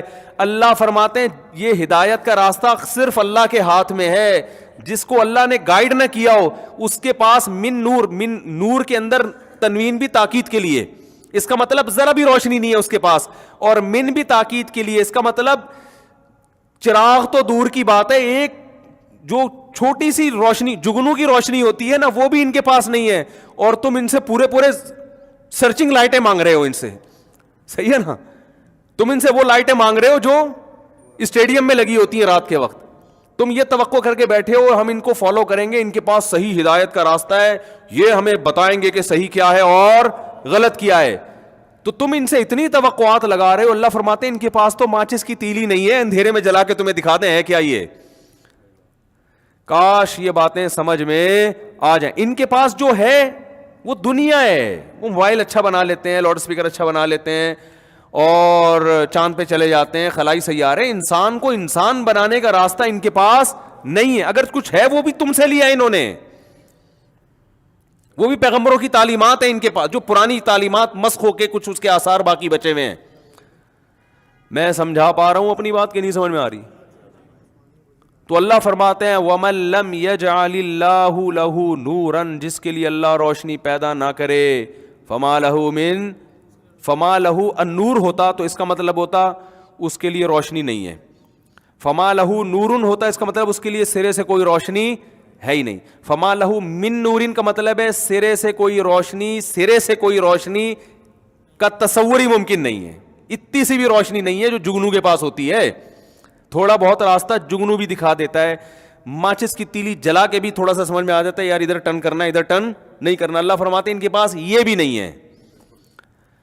اور ہم امیدیں لگا کے بیٹھے ہیں کہ گورا ہمیں بتائے گا کہ شادی ہم نے کس عمر میں کرنی ہے, بچے کتنے پیدا کرنے ہیں, اور زندگی کا مقصد کیا ہے, اور ہومو سیکس کو جیسے انہوں نے حلال کر دیا, لوگ اس پہ بھی انہی کے حوالے دیتے ہیں نا کہ اس میں برائی کیا ہے, اور خاندانی نظام کی ایسی کی, بولو بھائی, ایسی کی تیسی کر دی. بس جو چند چیزیں اخلاقیات ان کے ہاں ہیں اسی کو سب کچھ سمجھا جاتا ہے. اس لیے کہ وہ سمجھتے ہیں تھینک یو سے بات کرنے کو وہ اچھا سمجھتے ہیں, تو ہم کہتے ہیں یار تھینک یو سے بات کرنا بہت ثواب ہے, کیونکہ گورا تھینک یو سے بات شروع کرتا ہے, تھینک یو پہ ختم کرتا ہے. تو ٹھیک ہے, یہ اچھی بات ہے, مسکرا کے بات کرنی چاہیے. تھینک یو شروع میں جتنے مرضی لگائیں, ہر تھینک یو پہ 10 نیکیاں ملیں گی آپ کو انشاءاللہ. نبی نے فرمایا کسی سے مسکرا کے بات کرنا کیا ہے, صدقہ ہے. تو مسکرانے میں تھینک یو بھی داخل ہے نا. مسکرانے کا مقصد تو تھینک یو کہنے سے حاصل ہو جاتا ہے, کائنڈلی کہنے سے حاصل ہو جاتا ہے. کائنڈلی آپ ذرا یہاں بیٹھ جائیں, ہمارے یہاں کا دھکا دے گا وہ ادھر, تیرے کو پتہ نہیں کس کی جگہ ہے یہ, وہ آئے گا تھوڑا کائنڈلی آپ. یہ تو اچھے اخلاق پر تو یہ تو قرآن بھی اپریشیٹ کرتا ہے اس کو. تو ہدایت میں تو سب سے پہلے یہ ہے کہ آپ نے جانا کہاں ہے. جب آپ جنگل میں کھڑے ہوتے ہو نا تو آپ کو روشنی چاہیے ہوتی ہے, اس لیے نہیں کہ یہ بتائے کہ آپ نے جانا کہاں ہے, یہ تو پہلے سے پتا ہوتا ہے جانا کہاں ہے. روشنی آپ کو راستہ دکھا دے گی کہ آپ نے جہاں جانا ہے اس کے لیے آپ کو اس سمت میں چلنا پڑے گا. لیکن جس کو جنگل میں یہی نہ پتا ہوگا جانا کہاں ہے, وہ کتنے اندھیروں میں ہوگا. اس کو تو ایسا چراغ چاہیے جو پہلے اس کو یہ بتائے کہ تو نے جانا کہاں ہے. وہ پہلے یہ بتائے, پھر یہ بتائے کہ یہاں جانے کا راستہ یہ ہے. تبھی اللہ نے کیا فرمایا, ان کے پاس سرے سے روشنی نہیں ہے. یعنی یہ والی روشنی جو ان کو یہ بتائے کہ تم نے جانا کہاں ہے, یہ والی بھی نہیں ہے. ان کو یہی نہیں پتا ہم پیدا کیوں ہوئے ہیں. بہت مشکل ہے میرے بھائی بات سمجھا. دیکھو انسان کا جو لائف, یہ تو ساری دنیا مانتی ہے کہ دنیا مسافر خانہ ہے. بس یہ بات کر کے بیان ختم کر رہا ہوں. ساری دنیا کو پتا ہے دنیا کیا ہے, یہ ٹریولنگ ہے ہماری, سفر کر رہے ہیں. مجھے ایک بات بتاؤ, جب بھی انسان سفر کرتا ہے تو منزل کا تعین پہلے ہوتا ہے نا, اس کو سوچ کے انسان ایک شیڈول بناتا ہے کہ آپ نے جانا ہے پشاور, پھر آپ کہیں گے یار جہاز میں جاؤں, بس میں جاؤں, ٹرین میں جاؤں. ٹرین میں جانا ہے تو راستے میں کتنا کھانا رکھنا ہے, رکھنا بھی ہے کہ نہیں رکھنا, کہاں کہاں اسٹیشن پہ گاڑی رکے گی, یہ سب چیزیں پہلے آپ کو پتہ تو ہوگا. آپ گھر سے نکل گئے, اب آپ سوراب گوٹ پہ جا کے پوچھ رہے ہیں کون سی بس جائے گی, کس بس میں بیٹھوں. اگلا پوچھے گا آپ نے جانا کہاں ہے, کہہ رہے یہ چھوڑو, بس مجھے بتاؤ کس بس میں بیٹھوں. تو وہ کہے گا بھائی اگر بس ہی کو انجوائے کرنا ہے نا, آپ نے خود بس کے جھولے ہی مقصود ہیں, تو ایئر کنڈیشن بس میں بیٹھ جاؤ آپ. تو چونکہ آپ کا مقصد ہی بس کے سفر کو انجوائے کرنا ہے, تو پھر آپ کو اس سے بحث کی کہ کوئٹہ جا رہی ہے یا پشاور والے کراچی آ رہے ہیں. ان دنوں میں جب کراچی کے حالات کیا چل رہے تھے, خراب. تو بس ہی اگر مقصود بنا لو گے تو پھر تو میرے بھائی پھر ایک الگ چیز ہے. تو گورے نے بس کو مقصود بنایا ہوا ہے. یعنی وہ کہتے ہیں کہ اس بس میں سفر کرو جس کی سیٹیں اچھی ہوں اور ایئر کنڈیشن بس ہو. جا کہاں رہی ہے آپ کی زندگی, جا کس سمت میں رہی ہے, چھوڑو یار وہ تو مر جاؤ گے, ختم ہو جائے گا سب کچھ. سمت میں کیا ہوتا ہے.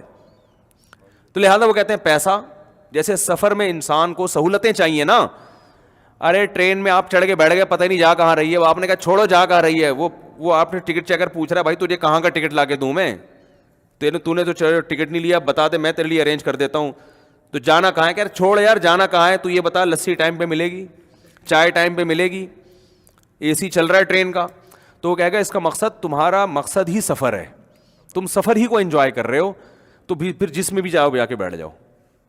یہی ہوگا کہ نہیں ہوگا؟ تو پھر ایسے انسان کا کوئی نہ کوئی ویژن ہوتا ہے. اس انسان کا ویژن ہے انجوائے کرنا لائف کو, سفر کو انجوائے کرنا. سمجھ میں آ رہی ہے بات؟ پھر یہ ویژنری لوگ نہیں ہوتے. تو انگریز کہاں سے ویژنری ہو گیا میرے بھائی, کہاں سے ویژنری ہو گیا؟ جو اسی سفر کو سب کچھ سمجھتا ہے, اس کا تو کوئی ویژن ہی نہیں ہے. جن چیزوں کو وہ ویژن بنا رہے وہ ویژن بنانے کے قابل نہیں ہے. سفر کبھی بھی خود مقصود نہیں ہوتا. اگر سفر میں آپ چیزوں کو مقصود بنا لو تو آپ سے بڑا بے وقوف دنیا میں کوئی نہیں ہے. آپ ٹرین میں سے سفر کر رہے ہو کہ سیٹیں بہت اچھی ہیں, مزہ آ رہا ہے, جھولے مل رہے ہیں مجھے, تو بچے تو یہ کام کرتے ہوئے اچھے لگتے ہیں, اور کبھی زندگی میں نہ کیا ہو تو بھی اچھا لگتا ہے کہ چلو یار ایک دفعہ ٹرین کا چکر بھی لگا لیتے ہیں, کہیں بھی جا رہی ہے بیٹھ جاؤ. جیسے وہ آئے گا بھائی آئے گا, کوئی نہ کوئی تو آئے گا, سنا ہے آپ نے؟ ہم بچپن میں اللہ معاف فرمائے ڈرامے دیکھا کرتے تھے, اس وقت بڑے سیدھے سیدھے ڈرامے آتے تھے. تو الیکشن کے دنوں میں ایک ڈرامہ آ رہا تھا, اکثر تو لوگ کہتے ہیں نا آئے گا بھائی آئے گا, اعظم خان آئے گا, جو بھی سیاسی لیڈر ہوتا ہے ان کے نعرے لگا رہے ہوتے ہیں نا, آئے گا بھائی آئے گا, فلانا آئے گا. تو دیکھا کچھ لوگ نعرے لگا رہے ہیں آئے گا بھائی آئے گا, کوئی نہ کوئی تو آئے گا. تو ان سے پوچھا کہ یار یہ کیا؟ انہوں نے کہا یار ہماری کوئی سیاسی تنظیم نہیں ہے. دوسرا, اگر ہم جس کا نعرہ لگا رہے ہیں وہ آئے گا اور وہ نہیں آیا تو بعد میں کیا ہوگی؟ بے عزتی ہوگی. تو ہم نعرہ ایسا لگا رہے ہیں کہ کوئی بھی آئے تو ہم ہی جیتے ہوئے. ہم نے کہا تھا آئے گا بھائی آئے گا, کوئی نہ کوئی تو آئے گا. تو گورا کا لائف یہی ہے کہ جائیں گے بھائی جائیں گے, کہیں نہ کہیں تو جائیں گے. کہاں جائیں گے چھوڑو, یا کیا کرنا ہے, جائیں گے بھائی جائیں گے, کہیں نہ کہیں تو جائیں گے. جس کا کوئی ویژن نہیں ہوتا میرے بھائی, وہ سفر کو جب مقصود بناتا ہے تو جو چیزیں غیر مقصود تھیں ان کو وہ کیا بناتا ہے؟ مقصود. جو ضرورت تھی اس کو مقصد بنا لیتا ہے. سفر میں سیٹ آپ کی ضرورت ہے, آپ کا ہدف نہیں ہے. سفر میں پنکھا چل رہا ہو یہ آپ کی ضرورت ہے, آپ کا ہدف نہیں ہے. اخلاق سے آپ سے ایئر ہوسٹس بات کرے یہ آپ کی ضرورت ہے, یہ آپ کا ہدف نہیں ہے. اب آپ اسی کو پی آئی اے میں اس لیے سفر کر رہے ہو, نہیں پی آئی اے کی مثال نہیں بنے گی یہاں پہ. آپ اتحاد ایئر لائن میں اس لیے سفر کر رہے ہو کہ ایئر ہوسٹس کے اخلاق بہت اچھے ہیں. اب وہ دبئی جا رہی ہے بھائی, تو نے جانا کہاں ہے؟ تو نے لاہور جانا ہے, تو اخلاق کی وجہ سے اس میں چڑھ گیا. اس سے بہتر تھا WI میں بیٹھ جاتا, جہاں اخلاق کے علاوہ سب کچھ ملے گا, لیکن جہاں جا رہا ہے وہاں تجھے اتار دیتی ہو. تو یہ بہت بڑی حقیقت ہے جو قرآن سمجھاتا ہے, پیغمبر سمجھاتے ہیں. دیکھو انگریز کتنی ترقی کر لے, لوگ بہت مرتے ہیں یار, اتنا کچھ کر لیا, مرے گا تو نہ, جائے گا تو مٹی میں.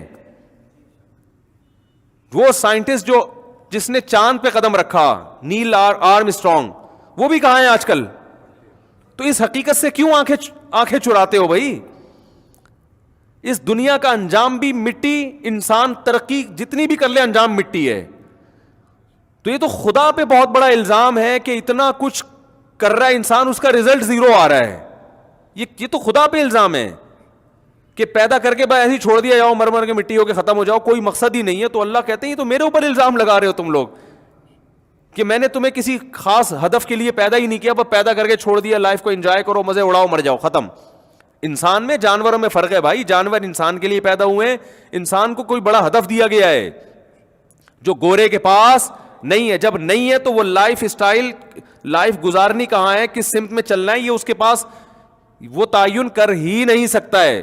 ہم چاند پہ پہنچنے کو کے خلاف نہیں ہیں, ہم اس تسخیر کائنات کے خلاف نہیں ہیں, لیکن تسخیر کائنات کا بھی ایک ہدف ہونا چاہیے, اس کا بھی ایک مقصد ہونا چاہیے. وہ الگ بات ہے مسلمان تو نہ وہ ادھر کا رہا نہ ادھر کا رہا, وہ کسی مقصد میں بھی نہیں ہے اب. لیکن قرآن تو بہرحال گائیڈ کر رہا ہے نا آپ کو, قرآن تو آپ کی آنکھیں کھول رہا ہے کہ یہ جو عقل پرستی ہے یہ کافی نہیں ہے تمہارے لیے. تو جب اس کے پاس بیچارے کے پاس ہدف ہی نہیں ہے, اور یہ گوروں نے خود اعتراف کیا ہے کہ آپ جب بھی زندگی کا ویژن بناتے ہیں, جب بھی آپ اپنی کوئی پلاننگ کرتے ہیں نا کہ میں نے لائف کیسے گزارنی ہے, تو ہمیشہ اس ہدف کو سامنے رکھ کے پلاننگ کی جاتی ہے. دیکھو ایک آدمی MBBS ڈاکٹر بن رہا ہے, ایک لڑکا, تو اپنے دن بھر کے ٹائم کو اسی حساب سے مینیج کرے گا نا کہ میرا ہدف کیا ہے, ڈاکٹر بننا ہے. اب وہ ٹائم بننا ڈاکٹر ہے, وہ روزانہ پلمبر کے پاس جا کے بیٹھتا ہے 2 گھنٹے, تو لوگ کہیں گے تو پہلے یہ طے تو کر تو نے ڈاکٹر بننا ہے یا پلمبر بننا ہے, کہیں گے نا. ڈاکٹر بننا ہے تو آپ کی ساری ایکٹیویٹیز پھر اسی حساب سے ہونا شروع ہو جائیں گی, اس میں کھانا بھی آئے گا پینا بھی آئے گا, وہ ضرورت ہے آپ کی. بھائی آپ پلمبر بنو یا ڈاکٹر بنو, کھانا پراٹھے تو سب کھائیں گے اس میں. اب یہاں بھی یہی ہے میرے بھائی, ترقی تو سب نے کرنی ہے, تو انسان کی نیچر ہے, چاند پہ بھی جائے گا, خلاؤں کو بھی مسخر کرے گا, لیکن یہ ہدف تھوڑی ہے. خلائیں بھی مسخر ہوں گی, میڈیکل سائنس میں بھی ترقی کرے گا, یہ سب ہماری ضرورت ہے بھائی. دنیا میں رہنا ہے تو دنیا تو مادی اسباب کے بغیر چلتی نہیں ہے. یہ تو ہے کہ جب آپ ڈاکٹر بھی بننا چاہتے ہو تو بھوک کے ٹائم پہ کھانا تو آپ کو بھی کھانا پڑے گا. یہ تو بنیادی مادی ضرورتیں یہ ہر ایک کو پوری کرنی ہے. تو اس میں جب کھانا پڑے گا تو اس کے لوازمات میں سے ہے کہ بھئی کھیتی باڑی بھی کرنی پڑے گی. جب کھیتی باڑی کرنی پڑے گی تو ایگریکلچر جو ہماری یونیورسٹیاں ہیں ان کو بھی بنانا پڑے گا تاکہ کم محنت میں زیادہ سے زیادہ گندم اگایا جا سکے. پھر جناب یہ ان شعبوں میں بھی آگے جانا پڑے گا. تو یہ سارے اس کے لوازمات ہیں, مگر ان میں سے کوئی بھی ہمارا ہدف اور مقصد بولو نا نہیں ہے. یہ ساری ضرورتیں ہیں اور انگریز ان ضرورتوں کو علی وجہ الکمال پورا کر رہا ہے, لیکن اس کے پاس ایک بہت بڑی گمراہی کہ اس کو یہ پتہ ہی نہیں ہے کہ میں دنیا میں آیا کیوں, اللہ نے خود انسان کو بنایا کیوں ہے. اس کے ان کے پاس جواب نہیں ہے, ادھر ادھر کی فالتو قسم کی باتیں ہیں, وہ کہیں ویسے ہی بنا دیا, اتفاق سے بن گئے. تو اتفاق سے تو نہیں ہو سکتا, یہ تو بے وقوفوں والی بات ہے. اتفاق سے 2 اینٹیں اوپر نیچے نہیں رکھی جا سکتی کروڑوں سال میں. آنکھ, کان, ناک, دل, دماغ, جگر, گردے, پھیپھڑے, کلیجی سب اپنی جگہ جا کے ڈاروین کے نظریے کے مطابق اتفاق سے بن کے پھیپھڑے بن کے انسان بن کے وجود میں آ گیا. یہ دنیا کا پاگل سے پاگل انسان بھی ایسی بات نہیں کر سکتا. آپ کو پھر اتنے بڑے سائنسدان کیوں کر رہے ہیں؟ خدا کو ڈکشنری سے نکالنے کے لیے کرنی پڑ رہی ہے ان کو یہ بات, کیونکہ خدا کو لائیں گے تو مذہب آئے گا, مذہب آئے گا تو پھر اسلام آئے گا, اسلام آئے گا تو مولوی آئیں گے. انگریز کہے گا, آئنسٹائن کہے گا یار مولانا لوگوں کی بات میں سنوں ہے بھائی, کیونکہ جب ایک چیز لاؤ گے نا تو پھر باقی چیزیں بھی خود بخود. جو سائنسدان خدا کا انکار کرتے ہیں وہ اس لیے کرتے ہیں کہ خدا کو مانو گے تو پھر سوال ہوگا, خدا نے انسان کو بنایا ہے تو جو چیز خود سے بنتی ہے اس کا ویژن نہیں ہوتا, بنائی جاتی ہے اس کا مقصد ہوتا ہے. تو وہ مقصد کیا ہے؟ تو وہ مقصد تو خدا ہی بتائے گا, خدا کے علاوہ کوئی نہیں بتائے گا. تو خدا کی پھر آسمانی کتابیں ہیں, تو آسمانی کتاب قرآن کے علاوہ کوئی بھی محفوظ نہیں ہے. گھوم پھر کر پھر اسلام اور قرآن کے علاوہ کوئی آپشن بچتا ہی نہیں ہے خدا تک پہنچنے کا آپ کے پاس. اس ساری ٹینشن سے بچنے کے لیے انہوں نے کہا خدا کو ڈکشنری سے نکالو. تو پھر اس سے بڑی مصیبت کہ یہ بن کیسے گیا؟ تو بھئی اتفاق سے بنا ہے, کروڑوں اربوں سال میں بنا ہے.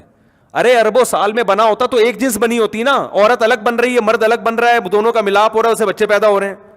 یہ کیا ہو گیا یار؟ یہ نہیں یاری تو رہنے دو یار میرے بھائی. دیکھو اتفاق سے کرونا وجود میں آ گیا, کرونا کی ویکسین اتفاق سے وجود میں نہیں آئے گی. کرونا تو ہم کیسے اتفاق سے بن گیا؟ ویکسین تو بنانی پڑی ہے نا. ادھر کرونا آ رہا ہے, ادھر اس کی ویکسین آ رہی ہے, دونوں کام ایٹ اے ٹائم اتفاق سے ہو رہے ہیں. یہ کھوپڑی نہیں مانے گی. ادھر مرد پیدا ہو رہا ہے جس کے دل میں عورت کی طلب ہے, ادھر عورت بھی پیدا ہو رہی ہے جس کے دل میں مرد کی طلب ہے. دونوں ایک دوسرے کی ضرورت ہیں اور اس کے بغیر معاشرہ چل نہیں سکتا. اتفاق سے لیڈیز بھی پیدا ہو رہی ہیں, اتفاق سے مرد بھی پیدا ہو رہے ہیں, پھر دونوں کا ملاپ ہو رہا ہے, اتفاق سے بچے بھی پیدا ہو رہے ہیں. بچہ ادھر پیدا ہوتا ہے ماں کی چھاتیوں میں, اتفاق سے دودھ بھی آ جاتا ہے. خدا کی قسم ایسا اتفاق اس کا 10واں حصہ بھی نہیں ہو سکتا. یہ کیسا اتفاق ہے یار؟ ادھر بچہ پیدا ہوتا ہے, ادھر ماں کی چھاتیوں میں دودھ آتا ہے. کہ کروڑوں سال کی ترقی سے ایسا ہوا ہے. یہ اتنی ترقی تو کوئی سوچ کے نہیں کر سکتا, بغیر سوچے خود سے کیسے ہو گئی؟ کیا ہو گیا بھائی؟ انسان نے اب تک اتنی ترقی نہیں کی ہے کہ مرد اور عورت بنا کے ان سے بچے پیدا کرنے کی وہ ایسی مشین ایجاد کر لے. کلوننگ تو انسان ہی کے جرسوں میں لیے جاتے ہیں نا. خود سے اب تک انسان ایسا نہیں کر سکا اتنا ذہین ہو کے. جو انسان اتنی ذہین مخلوق خود سے اپنے جیسا ذہین انسان نہیں بنا سکا محنت کے باوجود, وہ خود بغیر محنت کے کیسے بن گیا؟ یار بہت مشکل ہے بات سمجھانا, بہت مشکل ہے یار. یہ پولیس کا کیس ہے سیدھا سیدھا میں آپ کو بتاؤں. لیکن میں آپ کہہ رہے ہیں اتنی آسان باتیں سمجھ میں آ رہی ہیں, ابے نہیں آ رہی سمجھ میں. مصیبت یہ ہے, آ رہی ہوتی تو ہماری یہ حالت تھوڑی ہوتی جو چل رہی ہے. سارے نیک بنے ہوئے ہوتے نا. ہاں تو ویسے تو سمجھ میں آ رہی ہیں, لیکن عمل سے لگتا ہے نہیں, کھوپڑی میں یہ باتیں بیٹھ نہیں رہی ہیں. وہی پھر گوروں کے گیت گنگانا شروع کر دیتے ہیں, وہی یار یونیورسٹیوں کے, اور وہی وہ جو یونیورسٹی میں لبرلزم پھیل رہا ہے, یار یہ مولوی ایسے مولوی. ابے بھائی یہ مولوی کو نکال دو گے معاشرے سے, قرآن مولوی سے مراد قرآن کو نکال دو گے, مولوی بھی ہر طرح کے ہوتے ہیں, نکال دو گے تو آپ کو تو یہی نہیں پتا چلے گا جانا کہاں ہے آپ نے. تو اتنی ذہین مخلوق خود کسی ایسی مخلوق کو اب تک پیدا نہیں کر سکی اتنی ترقی کے باوجود, اور خود بخود بن گئی. واڑے واہ. جیسے ایک روبوٹ آپ نے دیکھا, آپ کسی بندے کے پاس گئے, بہت ذہین ہے, بڑا سائنسدان ہے, اور بڑا اس کے چرچے ہیں, نوبل انعام ملا ہے اس کو, ایسا سائنٹسٹ, اتنا بڑا سائنسدان. آپ نے اس سے کہا کہ آپ بہت بڑے فنٹر ہیں اور جاپان آپ کو مانتا ہے, وہ جو فلاں سائنسدان نے ایک روبوٹ بنایا ہے نا, آپ بھی اس جیسا روبوٹ بنا لو. وہ کہے گا بھائی لاکھوں لوگ مل کے بھی یہ کام نہیں کر سکتے, لاکھوں سائنسدان مل کے بھی. آپ اسے کہو گے یار کیوں ٹوپی کرا رہے ہو, ہے بھائی وہ بھی انگلش میں ٹوپی کرا رہے ہو مجھے تم, آپ اتنے بڑے سائنٹسٹ ہو, آپ سے جو چھوٹے درجے کا ہے اس نے روبوٹ بنا لیا, تو آپ کیوں نہیں بنا سکتے, آپ تو اس فیلڈ کے اس سے بھی بڑے ماسٹر ہو. کہے گا نہیں کسی نے نہیں بنایا, وہ تو خود سے بنا ہے. وہ جو روبوٹ ہے نا جس کے بارے میں آپ کہہ رہے ہو کہ فلاں نے بنایا ہے, وہ کروڑوں سال میں لوہے کے وہ پگھل کے یوں ہوا, پھر ایک کیل بنی, پھر ایک کیل سے جناب وہ کچھ پلیٹیں بن گئی, پھر پلیٹیں آپس میں جڑ گئی, ہوتے ہوتے وہ بن گیا. اربوں خربوں سائنسدانوں کے پاس سالوں کی کمی نہیں ہوتی. آپ کہو 1 کروڑ سال میں کیسے ہو سکتا ہے, وہ کہتے ہیں 1 کھرب لگا لو, 1 کھرب میں ہوا ہے. اب کہتے ہیں یار 1 کھرب میں بھی 2 اینٹیں آپس میں نہیں جڑتی اس طرح سے. وہ کہے گا چلو 56 کھرب سال لگا لو. تو پیچھے جھانک کے دیکھ کون رہا ہے کہ وہی کہ ہوا کیا ہے. تو اربوں خربوں تو ایسے ہی مارکیٹ میں چل رہے ہوتے ہیں. تو آپ نے کیا کہا, وہ جب یہ دلیل دے گا کہ اپنی جھیپ مٹانے کے لیے کہ میں تو نہیں بنا سکتا, تو اگلا کہے گا کہ یار آپ سے کم درجے کا سائنسدان نے تو بنا لیا وہ, اور آپ تو اتنے انعام یافتہ ہو, آپ نہیں بنا رہے. وہ کہے وہ جھوٹ بول رہا ہے, وہ اس نے نہیں بنایا, وہ کروڑوں اربوں سال میں خود بنائے. تو یہ ایسا ہی ہے جیسے ایک جھوٹ چھپانے کے لیے 100 جھوٹ بولنے پڑتے ہیں. آپ اسے یہ دلیل دو گے کہ آپ جیسے ذہین فتین لوگوں سے تو اب تک نہیں بن رہا, اور وہ خود بخود بن گیا. یعنی اتنا ذہین مائنڈ موجود ہے, اتنا ذہین دماغ موجود ہے, اس سے یہ کام ہو نہیں پا رہا, اور بغیر کسی مائنڈ کے یہ چیز بن گئی جہاں سرے سے کوئی مائنڈ ہی نہیں تھا, کوئی بنانے والا ہی نہیں تھا, اور اتنا زبردست روبوٹ بن گیا. انسان روبوٹ سے زیادہ پیچیدہ مشین ہے, کروڑہ گنا زیادہ. روبوٹ کی آنکھیں ہوتی ہے, دیکھتا نہیں ہے. روبوٹ کے کان ہے جس سے خود سے سنتا نہیں ہے. روبوٹ کے دانت ہے جس سے وہ خود سے نہیں ہنستا ہے, ٹھیک ہے نا, وہ ہنسنے کی شکل بنا سکتا ہے, اندر سے نہیں ہنستا.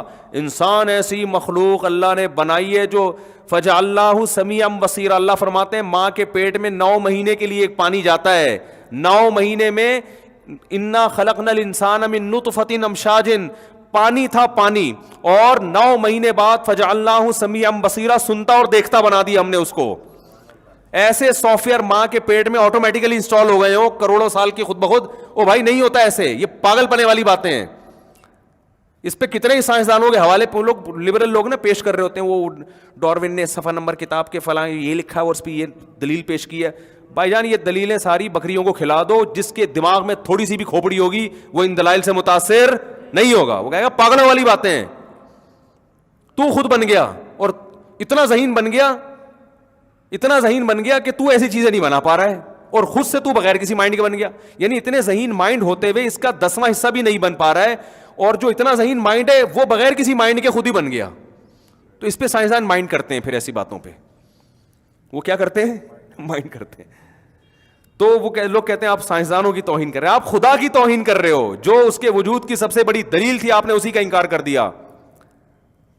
تو یاد رکھو سائنس کے ہم منکر نہیں ہیں, سائنس کی ایک ریسرچ ہوتی ہے, ایک تھیوریز ہوتی ہیں. ریسرچ کو ہم مانتے ہیں, تھیوریز اگر وہ قرآن و سنت کے خلاف ہوں گی وہ ہم نہیں مانیں گے, کیونکہ اللہ کی بات پہلے ہے. دیکھو یہ جو ڈاروین یا اس ٹائپ کی بہت سی چیزیں سائنسدانوں کے نظریات ہوتے ہیں, وہ ریسرچ سے ثابت نہیں ہوتے. کوئی سائنسدان یہ دعویٰ نہیں کرتا کہ انسان کا خود سے وجود میں آنا یہ باقاعدہ تحقیق سے ثابت ہو گیا ہے. کوئی سائنٹسٹ یہ دعویٰ نہیں کہتے ہیں اگر خدا کو نہ مانا جائے تو پھر ممکن ہے ایسے ہو گیا ہو. لیکن ہمارے ہاں جو لبرل لوگ ہیں نا وہ کہہ رہے ہیں سائنس نے یہ ثابت کر دی ہے کہ ایسے ہی ہوا ہے. یہ سائنس یہ ثابت کر ہی نہیں سکتی ہے. ایک ہوتی ہے سائنس, ایک ہوتی ہے سائنسدان. دونوں میں کیا ہوتا ہے, یہ بہت ٹیکنیکل فرق ہے, اس کو سمجھو. ایک ہوتی ہے میڈیکل سائنس, ایک ہوتا ہے ڈاکٹر. آپ ڈاکٹر سے پوچھو اس بیماری کا کیا علاج ہے, وہ بتا دے گا کہ یہ علاج ہے. لیکن ممکن ہے میڈیکل سائنس یہ نہیں کہتی. میڈیکل سائنس جو کہے گی نا وہ اوتھینٹک ہوگا. ڈاکٹر جو کہے گا, اگر میڈیکل سائنس اس کی تائید کر رہی ہے پھر تو ٹھیک ہے, لیکن اگر نہیں کر رہی تو اس کا مطلب ڈاکٹر کی یہ ذاتی رائے ہے. نہیں آ رہی بات سمجھ میں؟ بھائی ڈاکٹر صاحب بھی پھینکو دنیا میں ہوتے ہیں نا, بڑے بڑے پھینکو ڈاکٹر پڑے ہوئے یار. تبھی آپ ڈاکٹر سے پوچھتے ہیں ڈاکٹر صاحب میڈیکل سائنس بھی یہ کہتی ہے یا آپ کا اپنا خیال ہے؟ وہ کہے گا بھائی میرا اپنا تجربہ ہے, اپنا خیال ہے. تو ٹھیک ہے, صحیح بھی ہو سکتا ہے اور غلط بھی. میڈیکل سائنس اگر کہے گی وہ پروف کے بعد ہوگا. میڈیکل سائنس کا حصہ وہ جب بنے گی جب وہ ڈاکٹر اس کو تجربوں کے مراحل سے گزار چکے ہیں. مثال کے طور پر کرونا ہی کی مثال لے لو, یہ پلا دو, یہ والا قہوہ پلا دو, یہ پلا دو. تجربے ہیں بھائی, صحیح بھی ہو سکتے ہیں غلط بھی. بعض لوگ قہوہ پی کے مر گئے لیکن صحیح بھی ہو گئے. لیکن میڈیکل سائنس جو کہے گی وہ ویکسین ہے, جو پروو ہوگا کہ بھائی یہ اگر لگائی جائے نا کسی کے تو 95% چانس ہے کہ اب اس کو کرونا نہیں ہوگا. اس کو آپ چیلنج نہیں کر سکتے, وہ پروف, وہ ثابت ہو چکا ہوگا. ہوا ہے نہیں ہوا مجھے نہیں پتا, لیکن ایک مثال دے رہا ہوں میڈیکل سائنس کا فرق اور ڈاکٹر کا فرق سمجھانے کے لیے. تو یاد رکھو, ایک بات سائنس کہتی ہے, ایک بات سائنسدان. سائنس یہ نہیں کہتی کہ انسان خود سے وجود میں آیا ہے, یہ دماغ, یہ سائنسدان خود مانتے ہیں کہ سائنس نہیں کہتی. بہت سے سائنسدان یہ کہتے ہیں کہ وجود میں آیا ہے, ان کی اپنی رائے ہے, کیونکہ خدا کا انکار کرنا ہے تو فرض کرنا ہے کہ کیسے آیا, تو اس کے لیے انہوں نے یہ ایک فلسفہ گڑھا ہے. تو سائنس یہ ثابت نہیں کرتی, اور ہماری یونیورسٹی کے طلبہ میں اتنا شعور نہیں ہے کہ وہ سائنس اور سائنسدان میں فرق نہیں کر پاتے. سمجھتے ہو گے نہیں سمجھتے ہو؟ تو یہاں بھی یہ بات خوب یاد رکھو کہ آپ کے پاس خدا کو مانے بغیر کوئی چارہ نہیں ہے. خدا کو مانو گے تو پھر یہ کیسے ممکن ہے بیکار پیدا کر دیا بھائی, یہ کیسے ممکن ہے؟ ایسے ہی پیدا کر دیا گورے کو نائٹ کلب میں ناچنے کے لیے, آپ کو لڑکیوں سے دوستی لگانے کے لیے, اس کو جوا کھیلنے کے لیے, اور لائف کو انجوائے کرنے کے لیے پیدا کیا ہے. اللہ فرماتے ہیں ذالک ظن الذین کفروا, یہ میرے بارے میں ان لوگوں کا خیال ہے جو مجھے نہیں مانتے. ایسا نہیں ممکن ہے. تو آپ کے پاس کوئی آپشن نہیں ہے. پھر اللہ اپنا پیغام قرآن کے علاوہ کہیں بھی نہیں دیتا ہے, تو ہمیں بتاؤ کہاں ہے, ہم اس کو پرکھتے ہیں. تو قرآن کے پیرالل کوئی کتاب ہی نہیں چھوڑی اللہ نے, ایک قرآن ہی کا دعویٰ ہے, اور وہ اس دعوے میں سچا بھی اترتا ہے. اگر وہ آپ اس کو نکال دو گے تو پھر اللہ اور بندوں کا کوئی لنک ہے ہی نہیں. یہ بھی ایک بہت بڑا سوال ہے. اتنی ذہین مخلوق پیدا کر دی مگر اللہ نے رابطہ نہیں رکھا اس سے, ہے بھائی؟ اللہ کا اس سے کوئی رابطہ سرے سے ہے ہی نہیں. تو اللہ کا رابطہ ہوا انسانوں سے تورات کے ذریعے, انجیل کے ذریعے, لیکن وہ تحریف ہو گئی ان میں, کیونکہ اللہ چاہتے تھے آخری کتاب میری ایک ہی کتاب ہو, تو اسی کو اللہ نے محفوظ رکھا ہے. تو اب آپ کے پاس اللہ تک پہنچنے کے لیے قرآن کے علاوہ کوئی آپشن نہیں ہے. اور جب قرآن کے علاوہ کوئی آپشن نہیں ہے تو قرآن ہی آپ کو بتا سکتا ہے کہ آپ کو کیوں بنایا گیا, آپ کا دنیا میں آنے کا اصل مقصد کیا ہے, یہ مسافر خانہ ہے, اس کی منزل کیا ہے آپ کی. قرآن کے علاوہ آپ کو کوئی گائیڈ نہیں کر سکتا. اور جب قرآن وہ منزل بتائے گا تو آپ نے اپنے لائف کا جو شیڈول بنانا ہے کہ سفر کیسے کرنا ہے, کیا کھانا ہے, کتنے پراٹھے کھانے ہیں, کتنے کہاں کہاں ناغا کرنا ہے, کب کھانا ہے کب نہیں کھانا, کیا کھانا ہے کیا نہیں کھانا, کتے بلی کھا سکتا ہوں کہ نہیں کھا سکتا. گورا یہ دیکھتا ہے پروٹین ہے کہ نہیں ہے, کیونکہ اس نے سفر کو مقصود بنا لیا. تو وہ کہتے ہیں کوئی بھی چیز جس میں پروٹین ہے کھا سکتے ہو اگر آپ کو گھن نہیں آ رہی. چائنا والے کہتے ہیں گھن ون کیا ہوتا ہے, یہ گھن ون بھی خود نکال لیا, 2-3 دفعہ کھاؤ گھن آنا ختم ہو جائے گی. تو انہوں نے, انگریز کم از کم اہل کتاب ہیں تو کتے بلی نہیں کھاتے. چائنا والوں نے کہا تم بے وقوف ہو یار, جب حلال و حرام کا کانسیپٹ ہی نہیں ہے تو پھر کتے بھی کھاؤ, کیا خیال ہے؟ تو وہ انگریزوں کا مذاق اڑاتے ہیں چائنا والے. ہم انگریزوں کا مذاق اڑاتے ہیں, یہ سور بھی کھا لیتے ہیں, مردار بھی کھا لیتے ہیں, وہ چی کتنے گندے ہیں. تو انگریز چائنا والوں کا مذاق اڑاتا ہے, تم کتے بلی بھی کھا جاتے ہو. لیکن چائنا والے ہم دونوں کا مذاق اڑاتے ہیں کہ یار جب مقصد خوراک ہے تو اگر کتے میں پروٹین ہے تو گائے کو کاٹنا اور کتے کا کاٹنا کیا ہے, برابر ہے. گائے کو کاٹ کے کھا جاؤ یا کتے کو کاٹ, نہ تو گائے کے کوئی جرائم ہے جن کی وجہ سے گائے کو کاٹ کے کھایا جاتا ہے, نہ کتے کا کوئی جرم ہے. تو یہ تو انسانی خوراک ہے, تو پھر کتے اور گائے میں کوئی فرق بولو نا نہیں ہے. ایک صاحب نے مجھ سے پوچھا نا حاملہ گائے کی قربانی میں نے کہا جائز ہے. اس نے کہا اس معصوم گائے کے بچے کا کیا قصور ہے؟ میں نے کہا اس کی ماں نے کون سے کوئی بھاگ کے شادی کی ہے جو اس کو کاٹ کے کھا رہے ہو؟ یہ بھی تو بے گناہ ہے. تو جس گائے کو کاٹنا جائز ہے اس کے بچے کو بھی کاٹ کے کھا سکتے ہو آپ. وہ معصوم تو دونوں ہی معصوم ہے بھائی. سمجھ میں آ رہی ہے بات؟ وہ لوگ کہتے نہیں معصوم بچہ ہے، ہائے ہائے بیچارہ. ہاں یہ نہ کرو کہ گائے کا بچہ کاٹ لو اور پھر گائے کو نہ کاٹو، یہ پھر گائے کو تکلیف ہوتی ہے.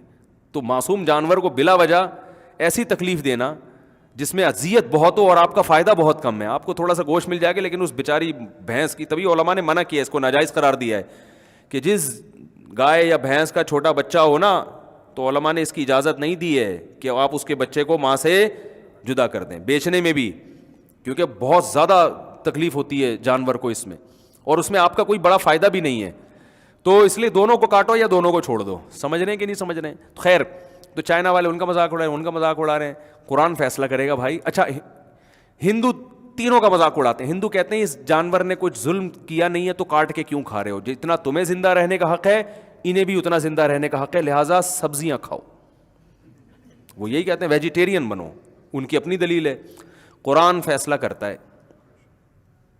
قرآن کہتے ہیں نہ تو ساری چیزیں کھانے کی ہیں، کتے بلی بھی کھا جاؤ، صرف پروٹین ہی دنیا میں نہیں ہوتے. یہ دیکھو کھانے کی، انسانوں کے کھانے کی چیز بھی ہے کہ نہیں ہے. حلال چیزیں، پاکیزہ، جن جانوروں کا گوشت پاک ہے وہ تو اللہ ہی جانتا ہے نا پاکیزہ جانور کون سے ہوتے ہیں. اور اتنے نیک بننے کی بھی ضرورت نہیں ہے کہ جانور کھانا ہی نہیں ہے. یہ تو تمہارے لیے اللہ نے پیدا کیے ہیں، یہ تو مسخر کیے اللہ نے تمہارے لیے. تو خیر یہ الگ ٹاپک ہے. تو خلاصہ جلدی سے ختم کرتا ہوں میں کہ اللہ نے قرآن میں بتایا کہ روشنی صرف اور صرف کہاں سے ملے گی؟ یہاں سے ملے گی. مادی ترقی آپ گوروں سے لے سکتے ہیں، جو آپ کیوں پیدا ہوئے یہ صرف آپ کو کون بتائے گا؟ قرآن. اور اس کے حساب سے زندگی کیسے گزارنی ہے یہ صرف آپ کو کون بتائے گا؟ قرآن بتانا ہے. تو میں یہ عرض کر رہا تھا جب قرآن بتاتا ہے نا ہمیں، تو پھر غیر مسلم تو ویسے ہی نہیں مانتا. مسلم اس حد تک مانتا ہے جس حد تک اس کا مزاج افورڈ کر سکے. اگر کلچر سے میچ کر رہا ہے تو قرآن کو فالو کرنا ہے.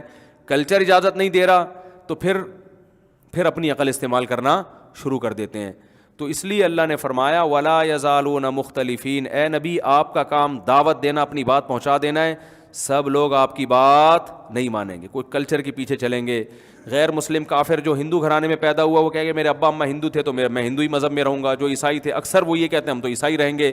اور جو مسلمانوں میں اسلام پہ تو پیدا ہو گئے مگر ان کے معاشرے میں جہیز ہے، بارات کے کھانے ہیں اور یہ برائیاں چل رہی ہیں اور بہت ساری اخلاقی برائیاں وہ چل رہی ہیں. داڑھی کٹانے کا رواج ہو گیا ہمارے معاشرے میں، کلچر کا حصہ بن گیا ہے، تو وہ کلچر ہی کو فالو کرتے رہیں گے. تو اللہ نے فرمایا آپ اس کی پرواہ نہ کریں. وَلِذَٰلِكَ خَلَقَهُمْ. اللہ نے اسی لیے پیدا کیا ہے. آزمائش اسی میں ہے. سارے آ جائیں گے پھر تو آزمائش نہیں ہے نا. امتحان میں سارے تھوڑی پاس ہوتے ہیں. اگر سارے پاس ہو جائیں اس کی علامت ہے پرچہ ہی تھکا ہوا تھا. وہ پرچہ کیا تھا؟ بیکار بنایا ہے. وہ ایسا پرچہ ہے بس وہ آپ کی تفریح بھی ہو جائے گی. جیسے گورنمنٹ اسکولوں میں جو پرچے بنتے ہیں نا، پرچہ بنا، پہلا سوال یہ تھا بچوں بتاؤ محمود غزنوی نے ہندوستان پر کتنے حملے کیے؟ پہلا سوال. دوسرا سوال محمود غزنوی نے ہندوستان پر 17 کیا کیے؟ پہلا سوال ہے محمود غزنوی نے ہندوستان پر کتنے حملے کیے. دوسرا سوال ہے محمود غزنوی نے ہندوستان پر 17 کیا کیے. تیسرا سوال ہے محمود غزنوی نے کس ملک پہ 17 حملے کیے. چوتھا سوال ہے کس نے ہندوستان پہ 17 حملے کیے. اب اس پرچے میں کوئی فیل ہوگا؟ اور 4 سوال میں سے ایک لازمی ہے ٹھیک ہے، باقی سارے کیا ہے؟ کوئی فیل ہوگا؟ سارے پاس ہو جائیں گے. تو یہ اس کی علامت ہے پرچہ بنانے والے نے سوچ سمجھ کے نہیں بنا. یا تو کرپشن کی ہے اس نے، وہ چاہ رہا تھا میں نے پڑھایا بڑھایا تو ہے نہیں، سبھی کو پاس کرنا ہے تو یہ بنا دو. تو پرچے میں ہی دھاندلی کی ہے اس نے، بنایا ہی نہیں ڈھنگ کا. اور اگر سارے فیل ہو جائیں تو یہ اس کی علامت ہوگی کہ پرچہ بنانے والا بڑا ظالم ہے. اتنا مشکل بنا دیا کہ وہ لوگوں کی، یعنی جو اسٹوڈنٹس کا جو ایک لیول ایک ایوریج ہے اس سے اوپر کی چیز بنا دی اس نے. یہ ایک بہت ذہین آدمی بھی وہاں تک نہیں پہنچ پا رہا. تو پرچہ ہمیشہ بیلنس بنتا ہے کہ کچھ اس میں A1 گریڈ سے پاس ہوتے ہیں، کچھ A گریڈ سے ہوتے ہیں، کچھ B گریڈ سے، کچھ C گریڈ سے، کچھ ترقی پاس ہوتے ہیں وہ دھکا دے کے سفارش سے ان کو، کچھ اس قابل ہوتے ہیں کہ ہوتے تو فیل ہیں لیکن کیونکہ کچھ بڑے لوگوں کے بیٹے ہوتے ہیں تو چل دھکا دے کے ان کو بھی 2-4 نمبر جو ایگزامینر ہے وہ اپنی جیب سے بھی ڈال دیتا. کچھ ایسے ہوتے ہیں جو بالکل زیرو, ان کو پاس کرنا ممکن ہی نہیں ہوتا. تو اللہ نے بھی ایسا پرچہ بنایا ہے, اسلام کے احکام ایسے دیے ہیں کہ اس میں بھی کچھ لوگ پاس ہوں گے, کچھ فیل ہوں گے. کچھ پاس ہوں گے تو بالکل والسابقون السابقون میں پہنچ جائیں گے, وہ A1 گریڈ سے پاس ہوں گے. کچھ ہوں گے بس پاس ہو جائیں گے, جہنم میں نہیں جائیں گے, وہ بہت اونچا طبقہ بھی نہیں ملے گا ان کو. کچھ ایسے ہوں گے تھی تو جہنم, لیکن سفارش کام آئے گی اللہ کی رحمت سے, اللہ کہیں گے جانا تو تم نے جہنم میں تھا لیکن چلو کہاں چلے جاؤ, پاس کر دیا میں نے, کچھ نمبر اپنی طرف سے ڈال دیے. کچھ ایسے ہوں گے کہ پرچے میں کچھ لکھ کے ہی نہیں آئے ہوں گے. ہم جب چھوٹے بچے تھے تو ایک وہ لطیفہ بڑا مشہور ہوا تھا کہ اس میں ایک سائنس کا سوال آیا تھا کہ آپ ثابت کریں کہ دنیا گول ہے, ثابت کریں کہ دنیا گول ہے. سائنس کا سوال تھا تو طالب علم کو پتہ تو تھا نہیں کہ کیسے ثابت کروں میں. ثابت تو بہت طریقوں سے ہوتا ہے نا کہ بھائی دیکھو سورج گھوم کے دوبارہ وہیں آ جاتا ہے یہ, لیکن اس کو آتا ہوا نہیں تھا. اس نے کہا کہ جب کسی کے پاس دلیل نہیں ہوتی نا تو بات کو گھماتا بہت ہے, وہ حقیقت ہے. تو اس نے بات گھمائی, اس نے کہا چشمہ لگا کے دیکھو دنیا گول ہے, بغیر چشمے کے دیکھو دنیا گول ہے, سائڈوں سے دیکھو دنیا گول ہے, لیفٹ سائڈ سے دیکھو دنیا گول ہے, چھت پہ چڑھ کے دیکھو دنیا گول ہے, کھائی میں جا کے دیکھو دنیا گول ہے, خواب میں دیکھو دنیا گول ہے, جاگتی حالت میں دیکھو دنیا گول ہے. ہر طرف سے اپنے استاد کو لکھا ہر طرف سے دنیا گول ہی گول ہے. تو اس نے پھر نمبر دیا, اس نے کہا غور سے دیکھو نمبر گول ہے. چشمہ لگا کے دیکھو تو بھی نمبر گول ہے, بغیر چشمے کے دیکھو تو بھی نمبر 0 نمبر ہے. ٹھیک ہے. تو ایسے لوگ بھی ہوتے ہیں جو بالکل آخرت میں کیا ہوں گے, فیل ہوں گے. وزن ہوگا نا کہ کس نے, یہ بھی اللہ کی رحمت ہے کہ 100% پہ نجات نہیں رکھی کہ 100% نمبر, تھوڑی بہت اللہ بھی چلائے گا کہ چل تھوڑی بہت تجھ سے کوتاہیاں ہوئی ہیں, اس دن تو کسی گھنٹی بجا کے بھاگا تھا, معافی نہیں مانگی تھی تو نے, ٹھیک ہے نا, پھر ایک نیکی کر لی تھی, اس نیکی نے اس کو کور کر لیا. اور کیا ہے قرآن کہتا ہے نا کہ ان الحسنات یذہبن السیئات, بعض نیکیاں بعض گناہوں کو کھا جاتی ہیں. کچھ گناہ آپ نے کیے لیکن کچھ ایسے ہی خاندانی قسم کی نیکیاں کر لیں کہ وہ نیکیاں گناہوں کو کھا گئیں. وہ جیسے آپ نے ابا کے ساتھ بے ادبی کر لی, توہین کر لی, لیکن بڑھاپے میں خدمت ان کی اتنی کر لی کہ وہ خدمت اس توہین کو کیا کر لے گی, کھا کے ختم کر لے گی. تو بہت ساری چیزیں ایسے پلس مائنس ہوگا قیامت کے دن. تو یہ ہدایت اللہ کے سوا کسی کے پاس نہیں ہے. اور اللہ نے ان آیتوں میں نے سوچا تھا کہ جو آیت سامنے آئے گی اس پہ درس دوں گا, تو وہ لمبا ہی درس ہو گیا اس پہ. تو اللہ نے قرآن میں فرما دیا کہ اے نبی آپ تسلی رکھیں, سارے سیدھے راستے پہ نہیں چلیں گے. یہ اس کی علامت نہیں ہے کہ آپ کی دعوت کمزور ہے, یہ انسانوں کی نیچر ہے. دعوت آپ کی دلیل کے لحاظ سے بھی کمزور نہیں, آپ اپنا فریضہ بھی ادا کر رہے ہیں, تو یہ ہوگا. اور اسی طرح حساب کتاب آخرت تک چلتا رہے گا. تو اس میں نبی کو بھی تسلی, اور جو بھی حق کے راستے پر ہو, چاہے وہ دنیا کا معاملہ ہو آخرت کا معاملہ, اس کو بھی تسلی ہے کہ آپ دیکھو نا 4 آدمیوں کی محفل ہو, آپ کوئی صحیح بات شروع کر دیں, ایک نہ ایک کو کچھ نہ کچھ مسئلہ ہوتا ہے اس کے ساتھ, وہ الٹا ہی چل رہا ہوتا ہے. دلائل کے انبار بھی لگا دیں. تو جب میں نے تو خود تجربہ کیا ہے, چاہے دنیا کا معاملہ ہو چاہے آخرت کا معاملہ ہو, دنیا کے معاملے میں بھی ایسے ہی. گھر میں دیکھ لو نا, آپ کوئی بنائیں کوئی حساب کتاب, بھائی اب ایسے ہوگا, اتنے بجے اٹھیں گے, اتنے بجے سوئیں گے, اتنے بجے قیلولہ ہوگا. گھر میں بھی کوئی نہ کوئی اٹھ کھڑا ہوگا, نہیں یہ نہیں ہوگا, وہ دلائل سے.